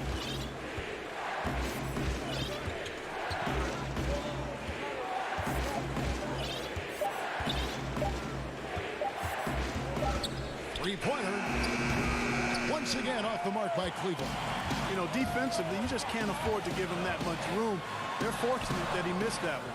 Oladipo misses. And he thought he had a clear path to the hoop, but the defense didn't give up on that play and cut him off. Love back to Drummond. Some nice passing by Cleveland here. There's Garland. A second chance effort. And Drummond kicks to Garland. The Cavaliers again can't hit. And so Holiday will bring it up for Indiana. In the second quarter, they've given up just 3 points. And a player who flew under the radar last year, Malcolm Brogdon. Pacers wanted to add him over the summer. Got a hefty deal from Indiana to lead the Bucks. Exactly the kind of player that the Pacers need. Making it look effortless. Send this guy to the stripe. He's going to cash in more than not. Here's Windler, and oh boy, a lot of contact there, but he gets the call. And here we go with the coach's challenge. Surprise in a competitive game like this. And he's disputing the personal foul call. And I think when it comes to some of the more difficult calls to make, personal fouls can be tough. The action is so fast that it's really tough to catch everything in real time. The wonders of technology, Greg. We've seen replay reviews so effectively, and involving the coaches by being able to challenge like this is something a lot of people have been hoping for. And the announcement on the review is that the foul was called in error. So they have determined, Greg, to overrule the original call. And guys, this is what it's all about, getting the call right. And I think in this case, the video review showed that while it was a tough call to make on the floor, they got it right with the review. Now, here's Brogdon. Darius Garland missing his last shot. Unloads from 9, and the jumper falls for him. Now it's a 6-point Indiana lead. Even though Doug McDermott was well contested, nice job by him to focus on the rim. And so it's Indiana with a 6-point lead. The 2K Sports Halftime Show. Hello, basket. For the Pacers, the first quarter was pretty even. They never trailed by more than 3 points, and it was... Thanks for joining.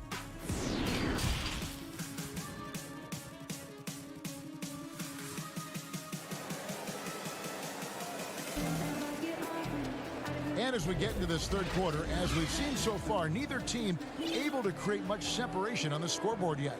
Malcolm Brogdon really making a difference here. Man, he's been running wild on them through that first half. Absolute dynamite on offense. And you know what? I'll be interested to see just how much he's got left in the tank. That first half had to take a lot out of. So on the floor for Cleveland, Nance and Thompson are up front. Exum is out there with Matthew Dellavedova. And it's Porter in at the 3 spot. Pacers leading by 4. Outside Holiday. Porter pulls it in. And the foul on Miles Turner. That's his first foul. Cavaliers shooting a rough 22% so far in this one. Here's Dellavedova, and that one drops for him. Dellavedova's got his second basket of the game. And I think Dellavedova just loves to get hit. He welcomes contact. I mean, he's skilled at powering through the defense, but he relishes contact at times, I think. Now, here's Exum. Victor Oladipo unable to get his last shot to go. This guy is a high flyer. I mean, especially for a power forward, and he needs to be as an undersized player. Oh, and just a soft touch on both ends of that pretty alley. I got to say, when he threw the pass, I didn't know where it was going. Neither did the defense. Exum finds Dellavedova.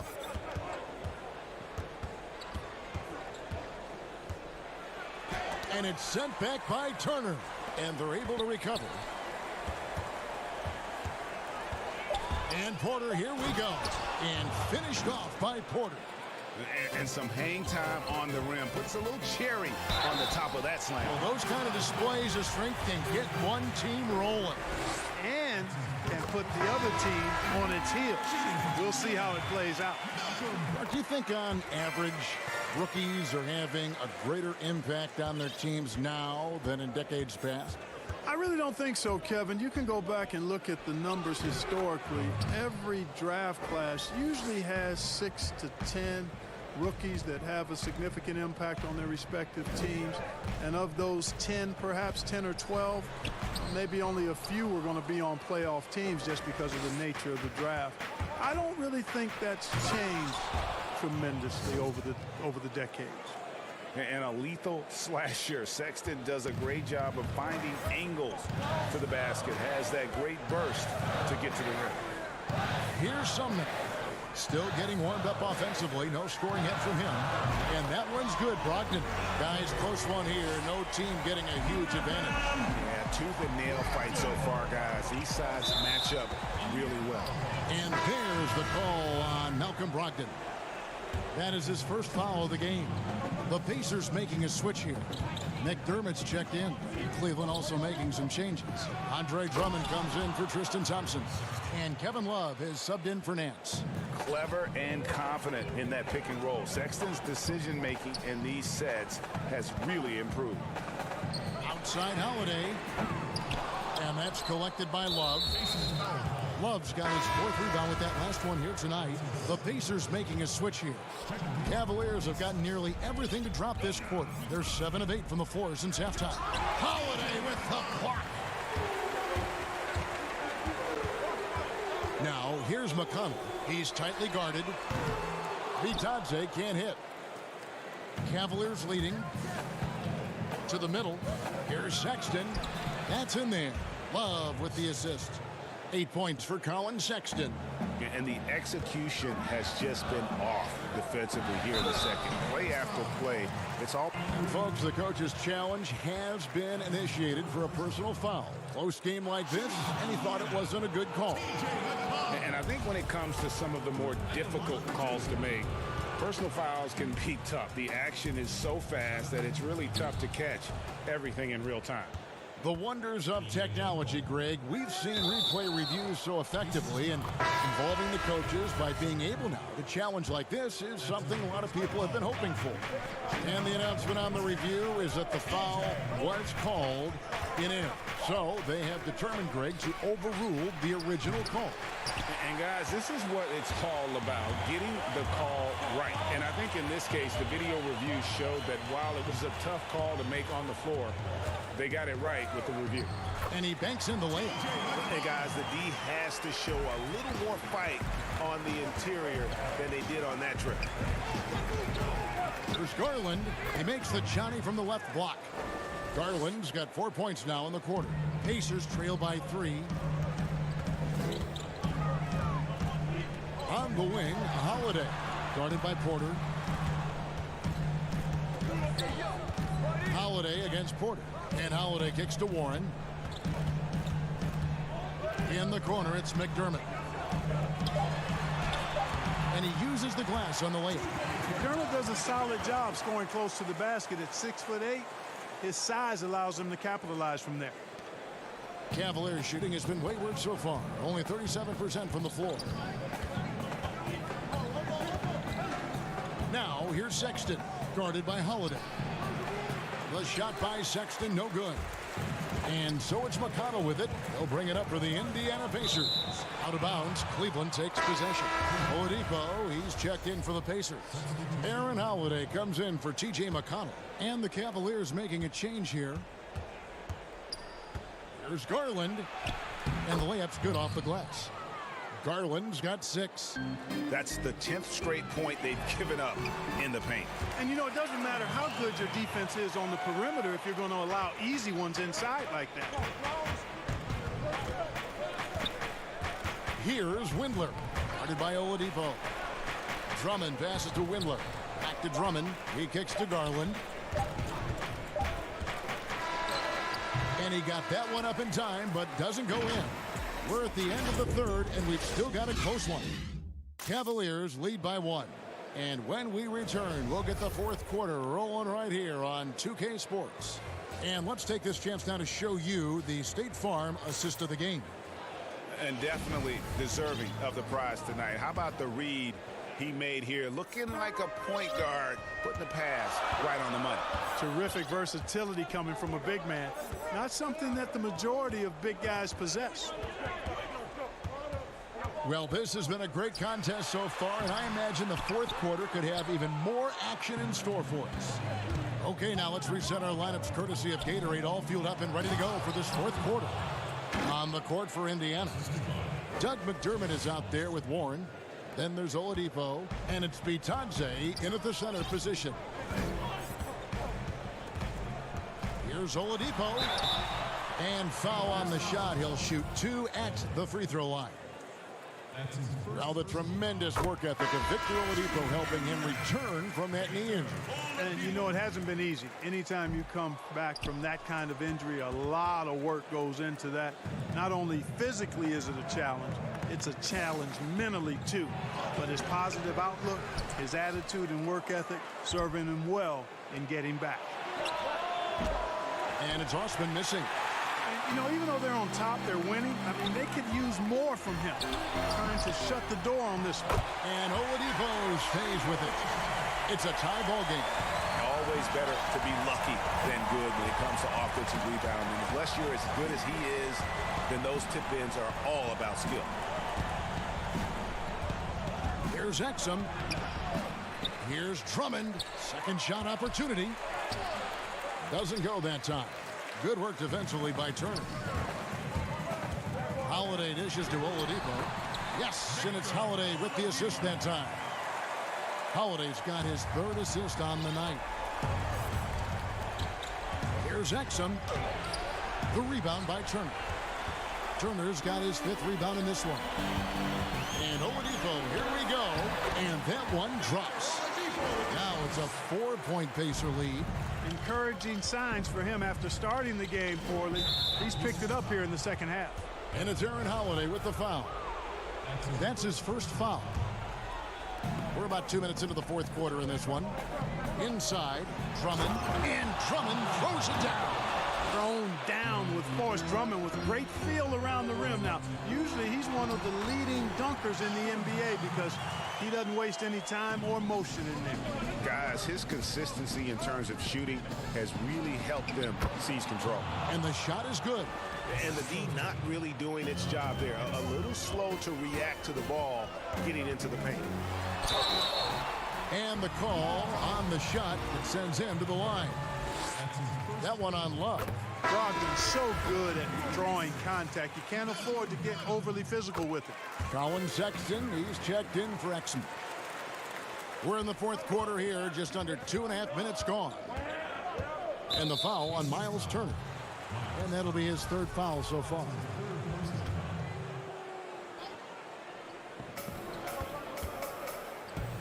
Now, here's Sexton. Guarded close, and he gets it to go. Big shot player. Sexton showing us he loves the spotlights. He's energized performing here under the bright lights. Warren, the pass to Oladipo. Banked in off the glass. Oladipo's got 11 in the second half. And you know, Oladipo back in 2013 was the number 2 overall pick in the draft and is showing a lot of promise. He's really taking over the game in key stretches here. This team really feeds off of one another in terms of their energy. Perhaps, Greg, some type of motivational speech at halftime got both of these teams fired up. Count it. Just such a well-rounded offensive player. He's got a little bit of everything. Now, here's Sexton. He's guarded by Brogdon. Count it, and the Pacer lead has been cut back down to 2 at those points from Sexton. Now, here is Holiday. Not a lot of room. And out of bounds. The Cavaliers will take it. Huge turnover at really the worst possible time. You have to value every possession, especially at this stage of the game. Garland, he's checked in for the Cavaliers. And there's the call on Malcolm Brogdon. That's foul number 2 for him. Garland, the pass to Osman. All right, well, look at how the hustle game has been going for the Pacers. You know, block shots, guys, a clear indicator on the stat sheet of their excellent defense. I mean, leaving them no room to get off any shots. Yeah, but also, they haven't missed a beat in terms of their fast break game. That's been equally as effective all night long. And Darius Garland picks up the foul. That's his first foul. And a little over 3.5 minutes in the books so far here in the fourth. Oladipo can't get it to go. Now 6 of 12 from the floor. Cavaliers have gone 6 of 11 since the start of the fourth quarter. Love with the buckets. Boy, Love is really good at getting inside the paint, establishing position, has an excellent feel for how to score around the basket. And so Indiana again turning it over. You know, I think he may have forced that pass when there was really no reason to. And so it's Drummond with it. He'll bring it up for the Cavaliers. A 2-point game. Here's Garland. 52 seconds left in the fourth quarter. And foul on the shot, so he'll get a chance at the line. Selected 9th overall in the 2012 draft, Drummond's carved out a nice NBA career for himself.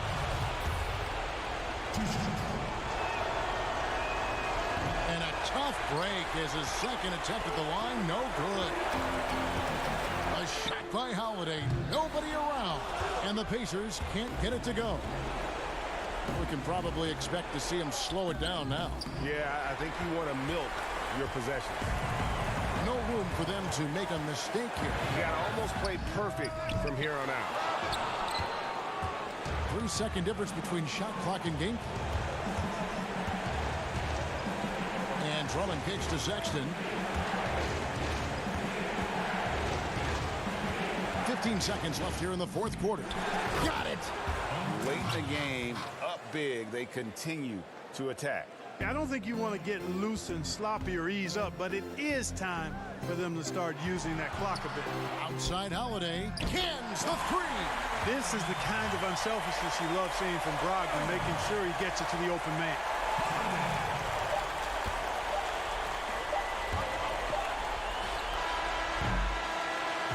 And so it's Cleveland who comes out on top here.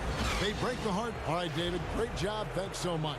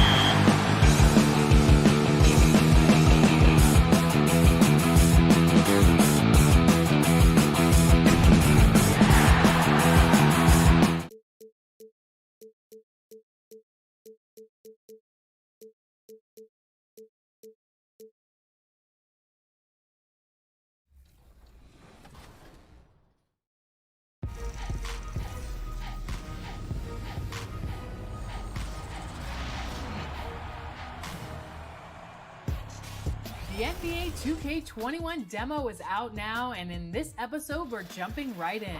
Plus, we look back at our best 2K TV moments of 2K20. And first looks at what's coming up in my team for 2K21.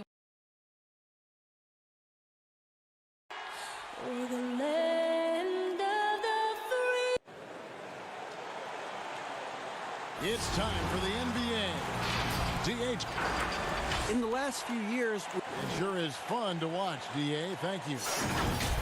It's getting late in the season. Let's now see the standings out east. Look at Indiana. They've done well enough to be in 5th place in the conference so far.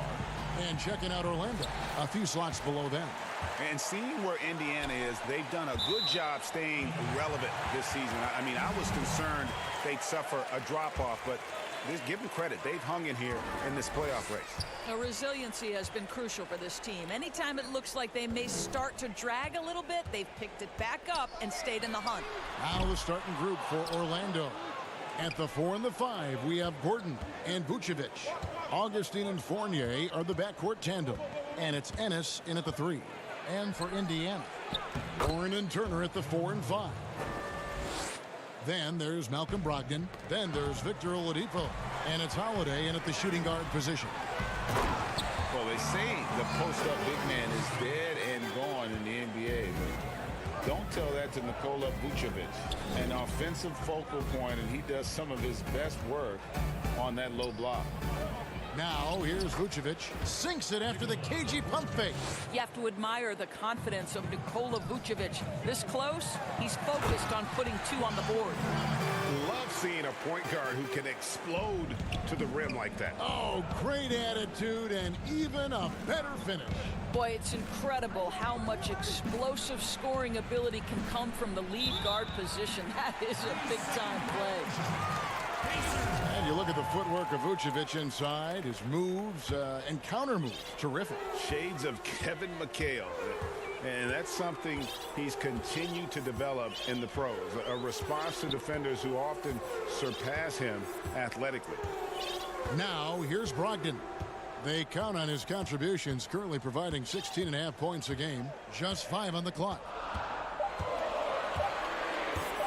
It's Oladipo on the wing. And the shot clock expires. 24-second violation. Magic ball. And it's Ennis with the ball for the Orlando Magic. The Pacers beat them last time when these two teams met in Indiana. Yeah, and looking back at their last game against this club, they were badly out-rebounded. And Aaron Gordon gets the whistle that time. That is his first foul of the game. Shot on the wing. The shot by Holiday, no good. The Magic have gone 2 of 3 here to start out the game. Stolen by Brogdon. And Turner with a clear path to the rack. And the wide-open shot from Warren. Offensive rebound. You can't get that one. For the Pacers, they come in off a loss to Boston. Yeah, nowhere near at their best throughout the course of that game. A scrappy performance, but in the end, just not enough. You know, their energy kicked in down the stretch, but too many mistakes overall. Just was not their night. Orlando shooting their first free throw attempt on the night. Well, might be the end of the regular season, Doris, but tonight's game has postseason implications. What's better for an NBA team late in the year than to have a great test with a highly competitive group you're looking opposite? So obviously you want to play tough, meaningful games in preparation for the playoffs. This is going to be great. Playoff atmosphere, you're right. And they've scored several times already here in the first quarter on the inside. Augustine from outside. The Pacers pull it in. Down low. Augustine with the steal. Here we go, one-on-one. Here's Fournier, and a lot of contact on that one, so he'll shoot 2 here. It's going to be on Miles Turner. You get a little glimpse into the mindset of Evan Fournier. This guy will do whatever it takes to win. With the Indiana Pacers, you know you're a small market team, and it's led to a little bit of a shuffle personnel-wise. What's incredible, they continue to put a competitive product on the floor year in and year out. So Indiana ends up with a new group on the floor. Sampson's shot, good. When he's hitting that shot, this offense becomes scary, even more difficult to defend. And what happens is the court just opens up. You like seeing him get into a rhythm from outside the arc. Love it. It's easy to say, this guy wanted it more, creating the second chance opportunity and cashing in. Extremely fortunate they didn't lose the ball there. Michael Carter-Williams checked in for Fournier. McConnell passes to Sampson. And he could not get that one to go. A lot of contact, and he'll go to the line for two. Doris, you're right. The Pacers have made the playoffs 8 of the last 9 seasons. Remarkable consistency. I don't think there's any doubt about that, Kev. It starts at the top and sort of trickles down, from ownership to the front office down to the head coach. This is a solid operation through and through. Here's Birch, and it's blocked. And we're just over 3.5 minutes into the first quarter. And it's Fultz with the ball for the Orlando Magic. Carter-Williams dishes to Fultz, and he drops in the layup off the glass. Well, make no mistake, Markelle Fultz, because of his athletic burst, can score on the interior. That's nicely done. For Indiana, they have been perfect at the line so far, albeit just 2 for 2. And he makes the first. Shooting for Indiana, T.J. McConnell. Both shots good from the stripe. For Orlando, they've gone 5 of 9 from the field here in the first. Magic moving the ball around. Here's Ross. That one's not going to go. And Indiana will come the other way. The feed now to McDermott. The kick out to Holiday. Pass to Sampson. 5 on the clock. Here's Bitadze. Bucket is good. And I'll bet his percentage is pretty high from that range. Ross with it. Now defended by McDermott. And denied. He sends it right off the glass. And it's Mohamed Bamba with the foul. That's his first foul of the game. And the bonus will go to the free throw line. Indiana shooting their 5th and 6th free throws of the game. I think I like the skill set of Doug McDermott. He's a phenomenal shooter, and he's got tremendous range. The Pacers making a switch here. Sumner's checked in. Fultz, no good. I'll tell you, most of the time, this guy's going to finish that. But that was tremendous defense that prohibits him from completing the play.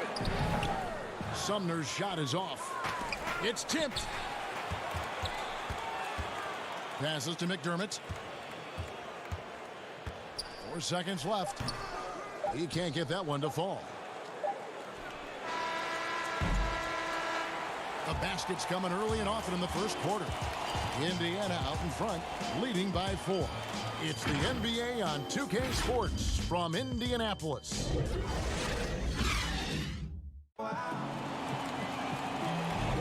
And hope you've enjoyed the broadcast so far. Halfway through the first half in this one. And let's quickly break down the game, guys, we have seen from Indiana. What do you think? Well, going to the bench early, they obviously knew what they were doing. As a coach, I think you get a certain feel for what your team needs. And credit this guy for not waiting around. He went ahead and made the adjustment. This is how the floor looks for the Magic starting the second. They've got Carter-Williams. He's out there with Fultz. Terrence Ross is out there with Mohamed Bamba. And it's Birch in at the 4-man position. The outside leaner. The shot by Holiday, no good. Yeah, awkward shot there. I mean, creative on the leaner, but the D just made it too difficult for him to convert. Indiana leading by 4. McDermott passes to Bitadze. Here's McConnell. First shot, first pass. He's out of the blocks fast. Yeah, and there it is again. On a lot of their possessions this first half, they've established great inside position. Feeds it to Bamba. Oh, and the jam by Bamba. Well, Markelle Fultz continues to develop his floor awareness. Passes like that will create all kinds of chemistry. Well, obviously a rough start to the career of #1 pick Markelle Fultz. The shoulder injury sort of takes away his shooting ability when the Sixers trade him away. You're rooting for this young man to get back to his game. The Pacers have gone 2 of 3 from the field here to open the second quarter. Sumner passes to Bitadze. McDermott with it. Out of hand on it. Now Fultz. 14 points from him the last game against Chicago. He was also an excellent setup man as well. This guy was cutting the defense to shreds with incredible passing. Yeah, way to play in attack mode and get to the line. The Magic shooting their 4th and 5th attempts at the free throw line tonight. The first free throw is good. And some have said, Doris, for Fultz, not just physical issues dogging him early on. Well, I think you have to consider, Kevin, when you are the #1 overall pick, extraordinary pressure comes with that. So now with a new team, perhaps that fresh start gives Markelle Fultz an opportunity to showcase his big-time talent. Here's Turner, and Turner with the slam. Well, this is one aspect you'd like to see more of from T.J. Warren. We know he's a great scorer, pretty dime there. Vucevic finds Augustine. For 3, Ross. Another miss by Orlando. And the well is running dry for him right now. Nothing falling. And this is where you hope that he can find something easy so he can see the ball go through the net. Augustine from outside, and he's good on the 3 ball. Augustine's got himself going with the triple, his first basket of the game. Warren against Vucevic. Out of bounds, Orlando takes possession. And a chance here to take a look at the numbers for Turner. He's putting up about 12 points a game, just over 2 blocks and 6 rebounds. Well, fans of this team will take this kind of production from him without hesitation. I tell you, he has been a solid contributor. They have called his number, and he has delivered for them. James Ennis will check in for the Magic. And back in his day as coach of the Blazers, players called Nate McMillan Sarge for his style. Very tough and demanding. The beauty, though, Greg, to me is Nate McMillan has adapted. He has given more leeway for his players and his assistant coaches. He's willing to take players aside and bring a more personal approach. And I think in today's NBA, that's critical.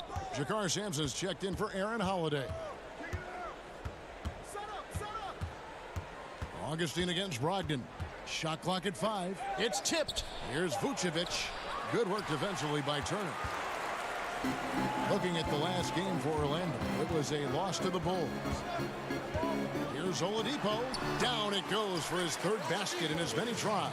Well, a tough first quarter for this guy. You like to see the shot go in. Nicely done. Here's Vucevic, and slam dunk by Vucevic. Boy, don't you love to see Aaron Gordon make these kinds of decisions. This guy is fully capable of recognizing open teammates. Here's Sampson, who's guarded by Fournier. Here's Warren. It's hauled in by the Magic.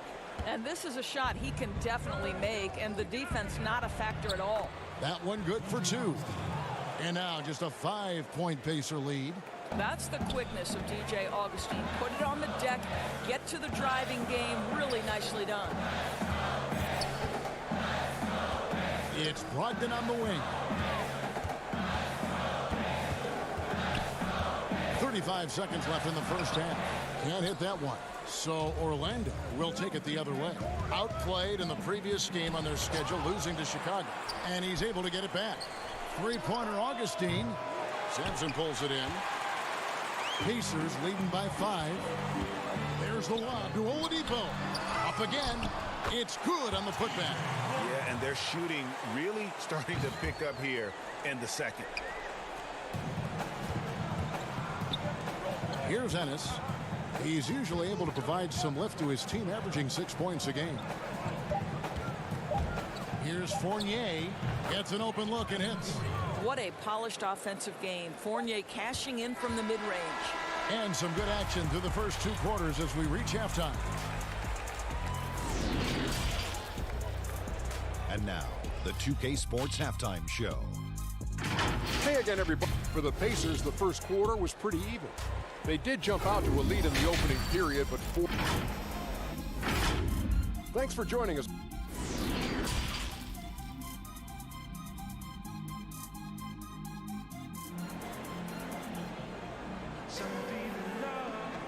We've got got second half action for you, and if the next couple quarters are similar to the first, this one could go down to the last possession. Malcolm Brogdon really making a difference here. No problems fighting his way to the rim in this one. A lot of points in close. And part of that has to do with his mindset. He has been looking to push the action at every opportunity, and he has been in attack mode all night. Third quarter action getting rolling right now, brought to you by Gatorade, all fueled up and ready to go. Here's who's on the floor. On the court right now for the Pacers, Warren and Turner at the 4 and 5. Then there's Victor Oladipo. Then there's Malcolm Brogdon, and it's Holiday in at the 2-guard spot.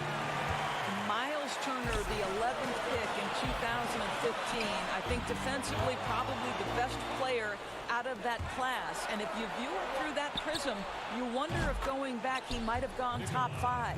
You know, we talk all the time about how important it is to have bigs who can stretch the floor. An example there. And for those of you turning in, we're about a minute into the second half. Here's Brogdon, and too long on the shot. And you know, Doris, there were some medical red flags for Turner that may have caused him to slip a bit in that draft. Yes, but I think he has alleviated any of those concerns. Credit him and the trainers for developing his core, and for this young man paying the price in the weight room. He's gotten stronger and stronger. McDermott's checked in for Indiana. Edmund Sumner comes in for Malcolm Brogdon. Ross, he's checked in for Orlando. The game now all-time. 9 points for Vucevic. 3 for 3, and that's always a good way to start the second half. Yep, that one goes in there. You can see Turner evolving as a passer. He wants to set his teammates up. That's a pretty look. And Augustine kicks to Ross. That's in. Augustine with the assist. Ross has got 5. Great play calling, great execution, leads to 4 for 4 to start this half. Here's Turner. Plays it up and banks it in. Yeah, Miles Turner can carve space. Don't let that lean frame fool you. He can get inside and score deep. To the inside. Here's Gordon. Pass to Vucevic. And Vucevic throws it down. And since halftime, this has become an intense ball game. They are getting after it hard. It has become a real battle out there. Up and in on the layup. That's now 8 points for Miles Turner. Well, Kevin, you love the determination, right? Miles Turner effectively getting to the window and getting another opportunity. Ross passes to Augustine, and again it's Orlando converting. You know, Doris, I know your style of play at Providence was one of aggressiveness, a lot of instinct, a lot of smarts, great skill. But I think you also have an appreciation for the players that are real scrappy on the floor. What I love, Kevin, are guys who can influence the game without having incredible offensive skill. So a guy like Patrick Beverly, so a little bit undersized. But would you like to have that guy pick you up at 94 feet, be in your grill and in your face like he gives no quarter, he gives no concessions? If he were checking Kevin Harlan, my goodness, you'd have a long night. That would be a torture chamber. I agree with you.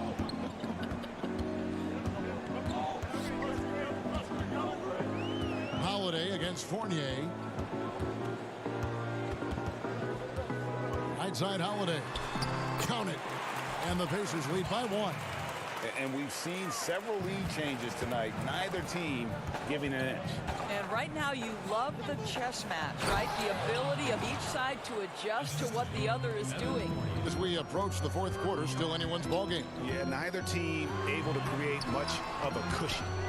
And his defense so valuable. Not many can bother that shot at the rim. Boy, you see the effort, you see the range. This guy prides himself in his ability to shut you down. The defensive intensity must pick up. It hasn't been the same this half. Here's Sumner. And it's Orlando with the rebound. Vucevic has got rebound number 5 here tonight. Here's Gordon. Makes it off the glass. Now it's a 6-point Magic lead. And after really leaning on that three-point shot in the first half, seeming like they're just getting away from it here in the second. More of the shots coming from the interior. Both teams will make substitutions.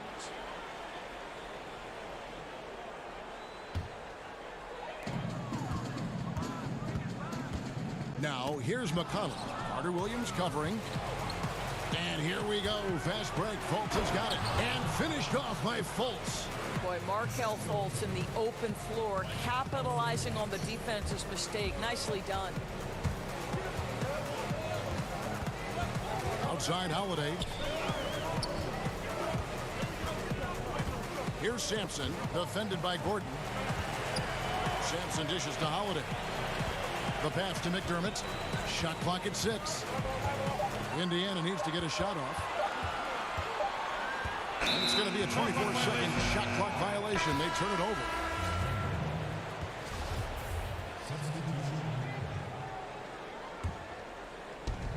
There's 14 seconds left in the third.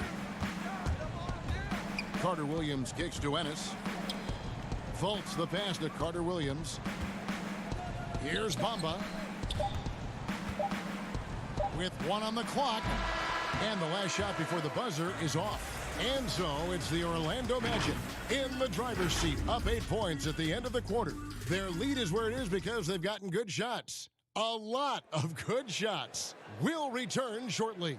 And now let's go back to a play from earlier as we show you our State Farm assist of the game. And he sliced the D wide open with this feed. They had no chance to prevent that basket. Well, that's what a great pass will do, right? You love the unselfish play. And this is it. Glad to have you along for this fourth and final quarter. On the court for Orlando, Fultz and Ross pair up to make the backcourt. Bamba is out there with Vucevic, and it's Ennis in at the small forward. And here we go. Fultz heading to the basket, and finished off by Fultz. And the potential Fultz has on the defensive end is scary. A long, quick-thinking player who knows how to rip away those steals. Magic moving the ball around. Got a piece of it. Now, here's McConnell. He's covered closely. Magic leading by 10. Bamba inside. And Vucevic kicks to Ross. Here's Fultz. Sampson pulls it in. That's not the type of opportunity he fails to convert very often. Holiday, the pass to Sampson. Oladipo outside. Bamba with the block. I'll tell you, the kind of lockdown defender Mo Bamba can be. Send it back, young man. And there's the shot clock violation. Couldn't get the shot off in time. Some changes for Indiana. Warren comes in for Jakar Sampson. And Malcolm Brogdon subbed in for T.J. McConnell.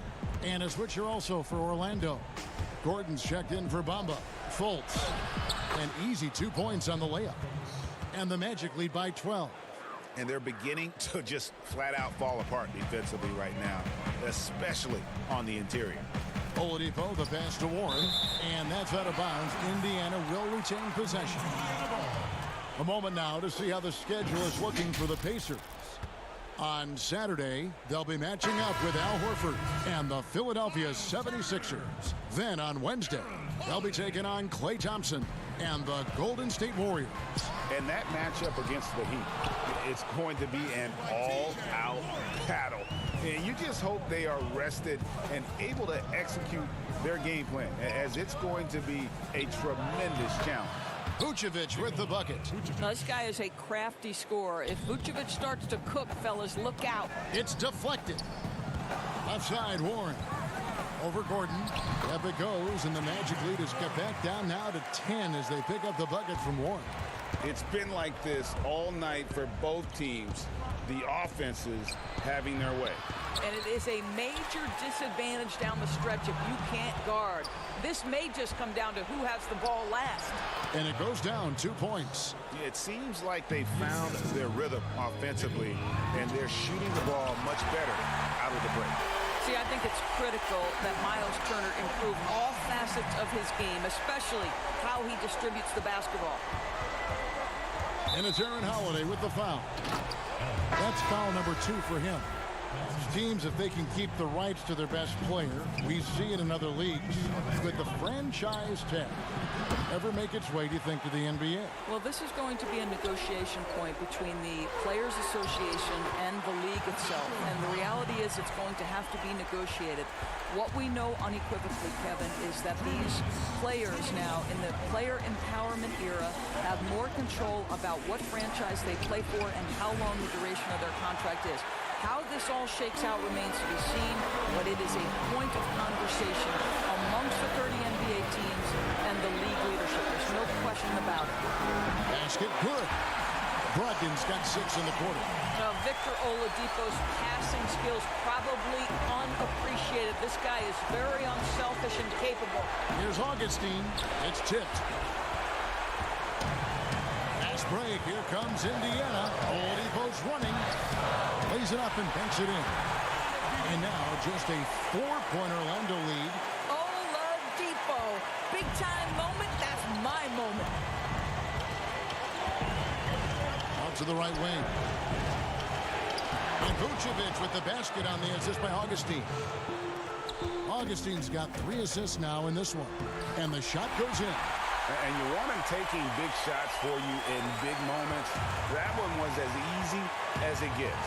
Boy, when it's this close, you try not to give up these kinds of buckets. Boy, you got to do better defensively. Gordon kicks to Augustine. Releases. Bullseye. And the Magic lead by 6. And so Holiday will bring it up for Indiana. Off the inbound pass. Big hops from the backcourt. Oh, absolutely. And maybe just what they need to get this game, GA, going in their direction. Boy, as tight as this one is, that's a statement play saying, hey, listen, we're not here to back down from you guys. No good from Ross. And so here is Indiana. Here's Oladipo. Rebound by Ennis. 6-second difference between shot and game play. Here's Ross. A shot off that time. Good work defensively by Turner. Here's Indiana. Lob pass to Warren. Yes! Embrace the challenge, TJ Warren. Big time shot. It's my time. And there's the call on Malcolm Brogdon. That's foul number 2 for him. That's right. No other option but to foul and hope for some misses. And now they decide to foul intentionally.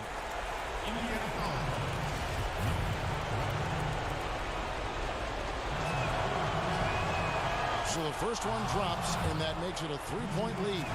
And quietly, DJ Augustine has become one of the game's better three-point shooters. This is an established player who finds ways to continue to be productive, guys. Time called here. Indiana decides to talk it over. They're behind by 4. There's 10 seconds left in the fourth quarter of this one. What's your take, guys? Trying to stay alive. They've got to work quickly. This is the very definition of desperation mode right now. They need a quick shot and a quick foul.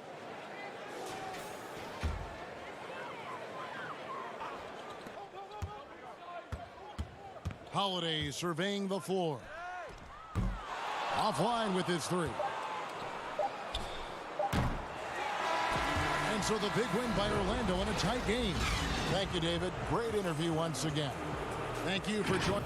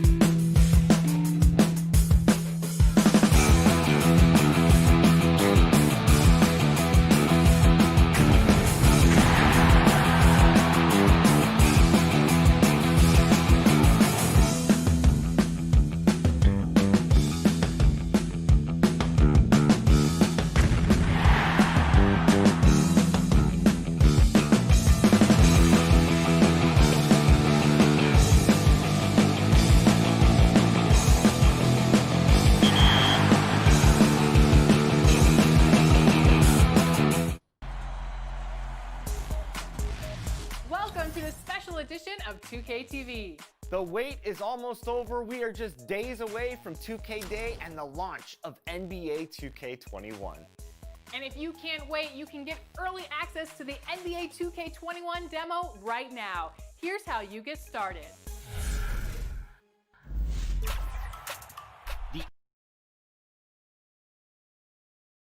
As they came through the tunnel earlier, the Pacers were already in all. And a chance to take a look at some numbers for Brogdon. He hasn't been as sharp in the past 10 games as we're used to. It shows in his passing. The assist numbers down. Even the simple passes look tough for him right now. Maybe tonight he can get back on his game. So the opening lineup for the Heat, they've got Robinson. Jones is out there with Jimmy Butler. Then it's Bam Adebayo.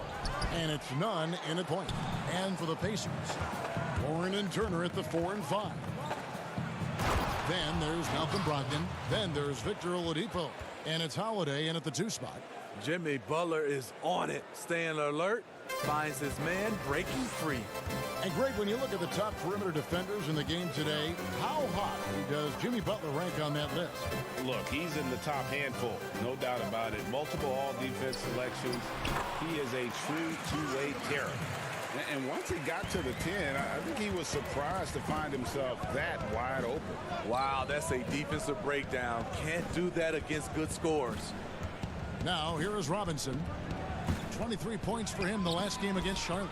And his shot blocking helped as well. Those 2 blocks he had were big for them. And those second chance points really become almost like bonus points when you can get them. Got a piece of it. It's stolen by Adebayo. Butler passes to Jones. And Jones with the stuff. Attacking the defense with the pass.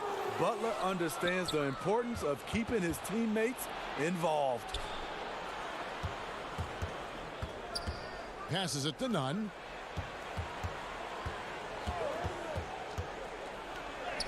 And he finishes nicely on the layup. I mean, beautiful execution of the game plan offensively. So far, they are hitting 80% from the field. Now, here's Oladipo. He had a 27-point outing in their last game against Boston. And his scoring's going to get most of the attention, but his rebounding also stood out. He did a lot of glass cleaning in that game. 2 on the clock. And they turn over the 24-second buzzer, signaling the shot clock violation. This is the 2K leaderboard with a rundown of the NBA's top defenders down low. The league's leaders in rejections this month. Number 1, Miles Turner. And guys, as the month has unfolded, his interior defense has gotten better and better. Here's Nunn. He had an 18-point outing in their last game against Charlotte. Oh, taking it to the rack with power. Hammering down the 2-hand slam. And that's a special play coming from the 1 spot. You know, his passing can take a backseat for that dunk. Wow. It just shows you the versatility. This guy can do a lot of different things for you. Woo-wee! And it doesn't even matter that he's surrounded on that possession. He's got the size to pull those boards down anyway. A 3-pointer is right on target. Brogdon's got his second bucket of the night. Steve, we've seen a few guys score close to 70 points in a game recently. Devin Booker of Phoenix certainly has gotten to that mark. Who might be the next guy to get to 7? I think James Harden, because the way he shoots the 3-ball and gets to the free throw line, he's one. Steph Curry for sure. Kevin Durant. And I think Giannis in a few years, if he can start knocking down those threes, because I'm sure he can get about 40 points in the paint, 10 at the line, but he needs to knock down a few threes. Holiday with the 3. It's hauled in by the Heat. They went to Indiana for their last meeting with the Pacers and came out with a win. Well, last time out, they got the win in large part because of the play of their bench, and they provided a lot of the scoring punch. It's not unusual these days. Teams are more than willing to go deep into that bench to find answers for certain matchups. So Indiana ends up with a new group on the floor. And Bam Adebayo, he just plays with so much energy when he's on the floor. Boy, he is ferocious on both ends of the floor. Great energy player who can finish in the paint with the best of them. Very quick on his feet and can cover a lot of ground for a player his size. Shots good by Hero. And the story here, Kevin, early on, is how well they've shot the basketball. Here's McConnell. And the Pacers can't get it to go. Heat on offense. They're on a 16-7 run. Crowder, the pass to Adebayo. And it's out of bounds to the Heat as Miami retains possession. And he jumped out to that ball immediately. Great reaction on that deflection. A little bit late there, but you tried to get into your opponent's head. Forced them to go somewhere else with the ball, and he did that. And Miami making a change here. Olynyk's checked in. Holiday with the 3, and the Pacers can't get it to go. The Heat leading by 9. Iguodala outside. Olynyk the pass to Iguodala. It's deflected. Nice shot by McDermott. And made possible by a heads-up play defensively at the other end. 6-second difference between shot and game clock. Iguodala, that's a 2-pointer. Rebounded by McDermott. The defense there got away with a major lapse. Over in the corner, Sampson. Pass to McConnell.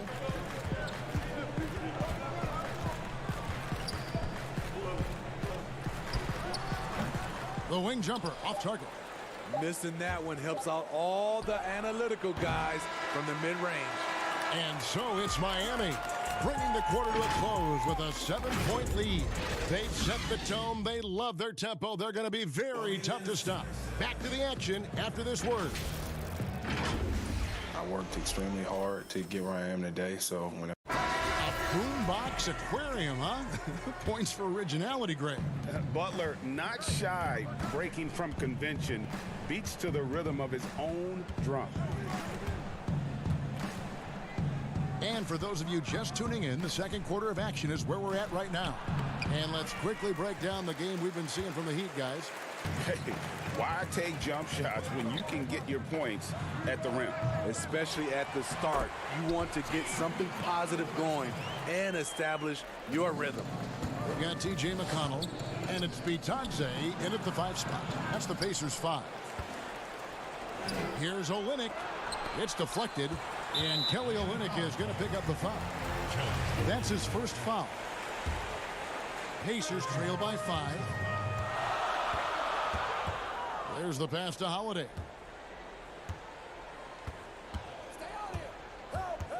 Inside.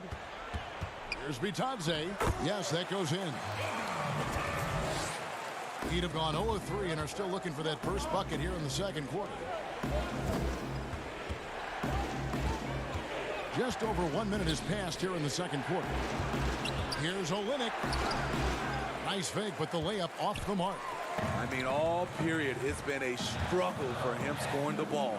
And it's blocked, and they'll keep possession. Goes back up. It's good. He makes his first shot of the game.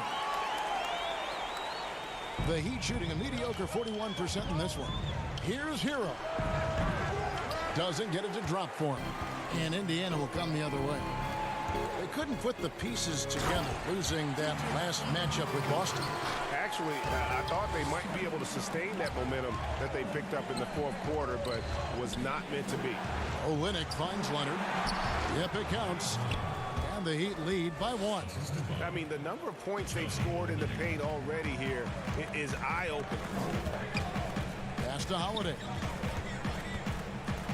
Here's Sumner.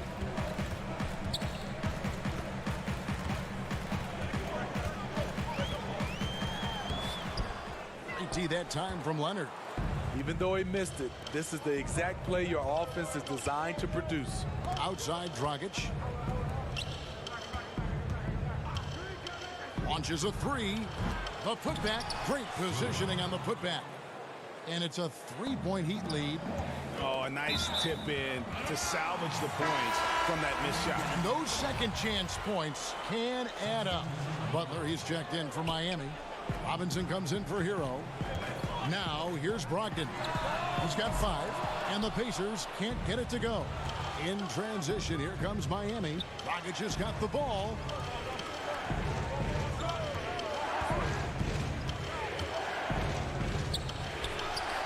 Silva tipped back in for 2.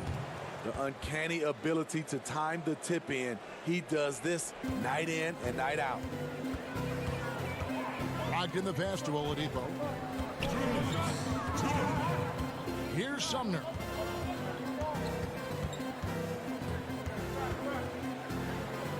And he drops it in from the low post. Sumner's got 6. Shutout in the first quarter. He's heating up now.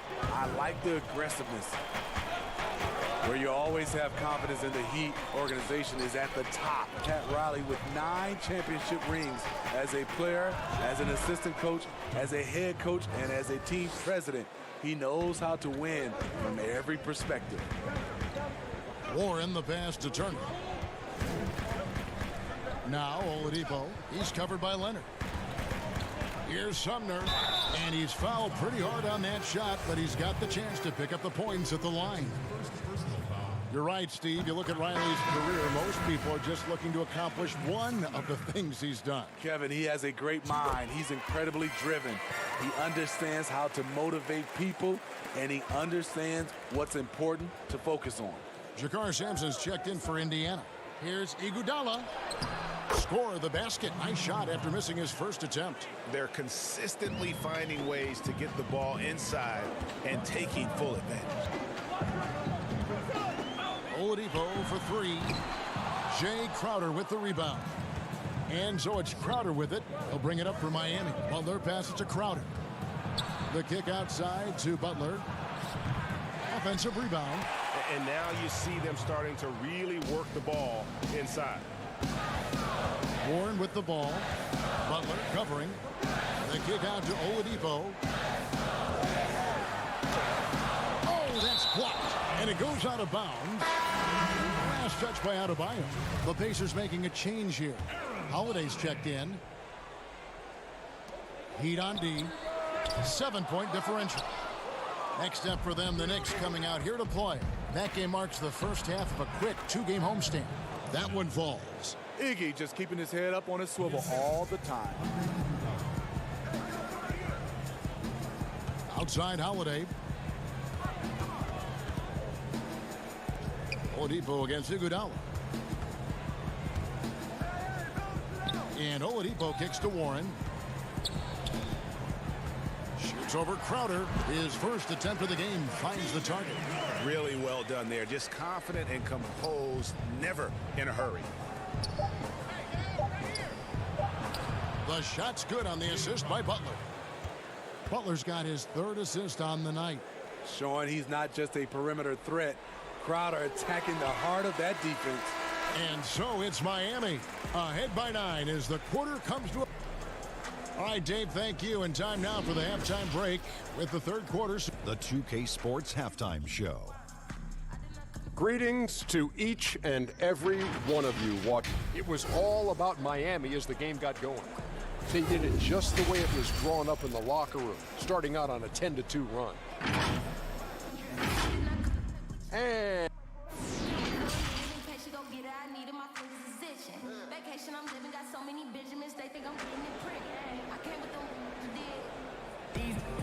And for those of you just tuning in, thanks for being with us. The second half of this game still to play.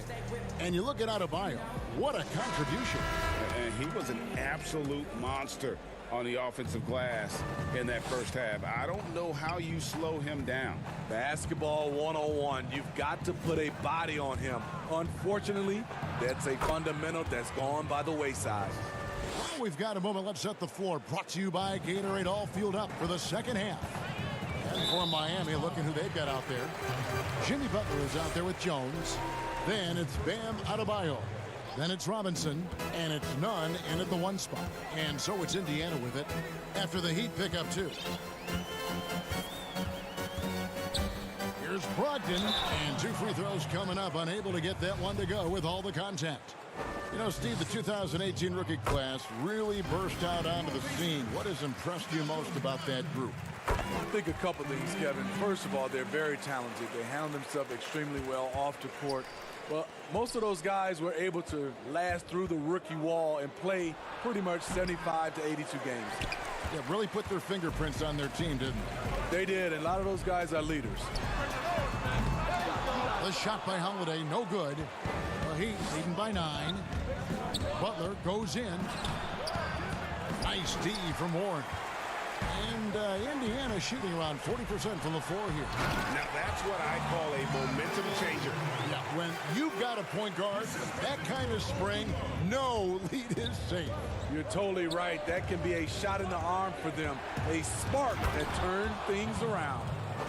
And he can do a lot more damage to the rim than that when he wants to. Oh, you're right. And with the lead they're enjoying, I'm surprised he didn't put a little something extra on that one. McDermott's checked in for the Pacers. Doug McDermott. And the Pacers with possession here. They trail by 9 points. Here's Brogdon. The 10-footer finds the target. Brogdon's got 6 in the quarter. For Miami, they've gone 2 of 4 here to start the second half. Stolen by Warren. Poked away. Justin Holiday's checked in for Warren. And Miami with a change here, too. Heroes checked in for Robinson. Passes it to Turner. Over Adebayo. Hits the front of the rim and out. The defender took away the airspace, crowded him. That changed the shot. Pass to Nunn.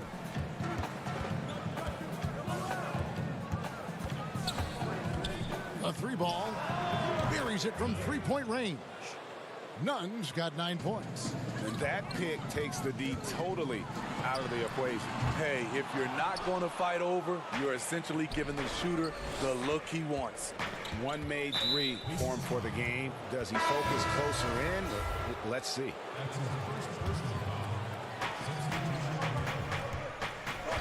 Here's Hero. He's been a reliable scorer for him as he's averaging up over 13 points a game. Man, just adding insult to injury. He just waltzes inside and extends this lead. A uncontested shot at the rim. You have to compete at all times. This is the shot you want to get him. An open look from range.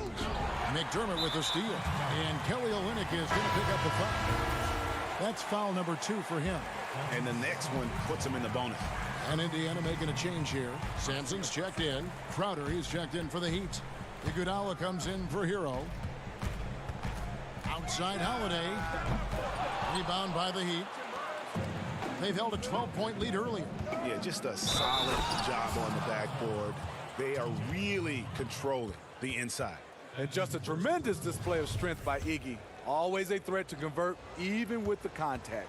And with Andre Iguodala, he doesn't give you 20 points tonight like he once did, Greg, but he still shows up when you need him. Iggy can still hit the switch, so to speak, and go back to his all-star level of play for stretches.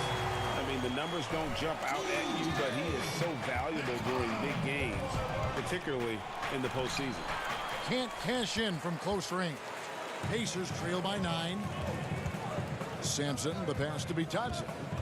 McConnell with it. He's covered by Leonard. Now McConnell. He's got 5. Now the pass to Sampson. 5 to shoot. The 10-footer. A second chance effort. Here's Bitadze. Hits the layup after the sweet pump fake to freeze the D. Bitadze's got his second bucket tonight. And that's a lesson for the D. Fight harder on the glass. Reason why, lack of focus, lack of communication, which led to second chance points. And the basket by Olynyk. Indiana's gone 2 of 5 with the 3-point shot since coming out of the break. McConnell, he can't get it to go. Rockets with some nice D. And it's Leonard with the ball. He'll bring it up for Miami. They have a 9-point lead. Here's Iguodala, and oh boy, a lot of contact there, but he gets the call and will shoot 2. Well, all good things must come to an end. Iguodala was shipped out from the Warriors last year to clear room for D'Angelo Russell. Traded to the Grizzlies to make room for the Warriors in the Russell deal. Ultimately, I think we'll have a great legacy for his time with Golden State. Looking at who's out there now for the Pacers. Warren's checked in for Doug McDermott. Oladipo comes in for Justin Holiday. And Aaron Holiday is subbed in for T.J. McConnell. He has to show real leadership out there and take this game into his own hands because he's shooting the ball well. Here's Dragic following the basket by T.J. Warren. Olynyk inside. Oladipo against Iguodala. Uses the glass to finish the layup. Iguodala's got 9 points. And not quite as aggressive from outside as they were in the first half. Sticking to the high percentage shots, playing smart with the lead. Robinson kicks to Dragic. To the middle. Here's Crowder. And too much time in the lane. They get called for the 3-second violation.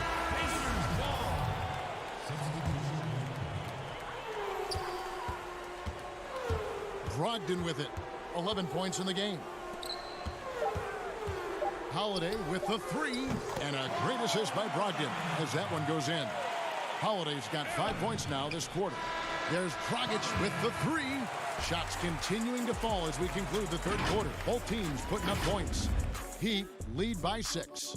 It's the NBA on 2K Sports from Indianapolis. And let's take now this moment to bring up our State Farm assist of the game. And I'm glad this was the pick because I love this pass. Such a great dish. That's what I call court vision. Yeah, you also have the location of the pass. Puts it right where it needs to be, where his man can do something with it. And I know I speak for all of us when I say I can't wait to see what kind of finish awaits us here in the fourth quarter. Warren and Turner at the 4 and 5. Then there's Oladipo. Then there's Malcolm Brogdon. And it's Holiday in a 2-guard. So that's the group out there for Indiana. At the line for your Pacers. He misses the free throw. Oladipo. At the line for 2. And he misses the second one as well, so he is 0 for 2 that time. And they're controlling the boards, Kevin. That's +5 in that category. Robinson, that's good. Pacers trail by 8. That's to Brogdon. Shoots from the baseline. It's hauled in by the Heat. They've held a 12-point lead earlier. And Butler, here we go. And it's out of bounds. The Heat able to retain possession here. Heroes checked in for Robinson. On defense, the Pacers. Stolen by Brogdon. It's tipped. Jones for 3. An absolute bomb from 3-point range. And the Heat lead by 11. It went in, but that probably was not the shot they had drawn up in the huddle. Brogdon kicks to Holiday. Pulls up on the wing. Miami grabs the miss. Adebayo's got 8 rebounds in this game. Jones finds Butler. Well, they say players are made in the summertime, and that's Jimmy Butler's favorite time of year. He calls it grimy season, gets out in the country, and puts in that work. And for the Pacers, they're shooting at a decent 44% clip here. Brogdon the pass to Oladipo. Looking to end the run. Out of bounds. Miami takes possession. Here's what Miami has lined up on their schedule. On Friday, the New York Knicks coming to town, tipping off a homestand for them. And then on Saturday, they'll defend home court against the Chicago Bulls. And for their matchup with the Bucks, I think this squad has the confidence that they can play to their strengths against them. And even though they're going after the #1 team right now in our league, they feel they can get the W.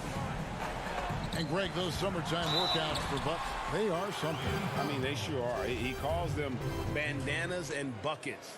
Grows his hair out, 2-a-days, hot yoga, intentionally isolated from the hustle and bustle of the big city. It gives him an excuse to really just lock in. Greg, you talk about the quiet producers in the league. T.J. Warren is one of the first names that come to mind. The last few seasons, Warren has come close to chipping in 20 points a game. Doesn't do anything flashy, but he just hits his shots and piles up the points on a nightly basis. Here's Brogdon, following the score by Miami. Adebayo finds Butler, and he uses the glass on the layup. Butler's got 4 points this quarter. Every time they get scored on during this run, it's come from inside the paint. Outside to Brogdon. A 3-pointer off the mark. And they've got a big lead, not just on the scoreboard, but really in the rebounding numbers as well. Oladipo right side. Stolen away. Nice job to interrupt the alley-oop attempt there. Here's Hero. Here's Adebayo. And that one is good with the extra effort on the glass. And the Heat lead by 18. Holiday, no one around him. And there's Brogdon putting it right back in. Oh, and a nice job of turning that miss into 2 points on the tip-in. Hustle points, I believe they call them. Hustle points right there. Now, here's Adebayo. Shooting foul as the whistle blows. He'll shoot 2 free throws. T.J. Warren picks one up. Oh, the officials are all over that one. And every so often, Steve, we'll see 2 teammates fighting over a rebound. You ever have a teammate upset with you for stealing his rebound? A lot, Kevin. All the bigs I played with, those guys hated when guards came in. They would elbow you, and if you're on their same team, saying get out of here, especially a lot of those bigs. There was a lot of rebound incentives in their contract, so they wanted to grab every rebound. Well, Heat leading by 16. 1:32 left in the fourth. Here's Adebayo. Comes up empty down low. I mean, you won't see this too often. Getting denied at the rim. He's likely to remember that one. And tonight's battle is going to end with a very clear winner, leaving nothing to chance. Impressive win for the Heat. You know, their big advantage was points in the paint. And they found a way to pound the ball inside. And that was working all game long. And so they'll be advancing their win total to 42 games. Outside Holiday, no good that time. And the Heat going the other way now. Here's Jones. Passes it to Butler. From deep three-point range. It's rebounded by Indiana. I'm not sure if anyone on the team has the green light from there. Definitely not him. It's the kind of shot that gives hero ball a bad name and causes your coach to consider another line of work. Now here is Holiday. Back to Warren. Unloads from 13. Rebound by Butler. 7-second difference, shot and game clock. Dragic kicks to Adebayo. And again, it's the Heat missing. Turner finds Warren. Looks for Holiday. Gets it to him. Can't cash in on the 10-foot jumper. Outside Robinson. Outside Butler. Pass to Dragic. Outside Robinson. Here's Jones. And the miss. McDermott is no one-trick pony. His defensive ability. David, thank you as always. And that'll do it, folks. For Steve Smith, Greg Anthony, and David Aldridge, this is Kevin Harlan thanking you for tuning in.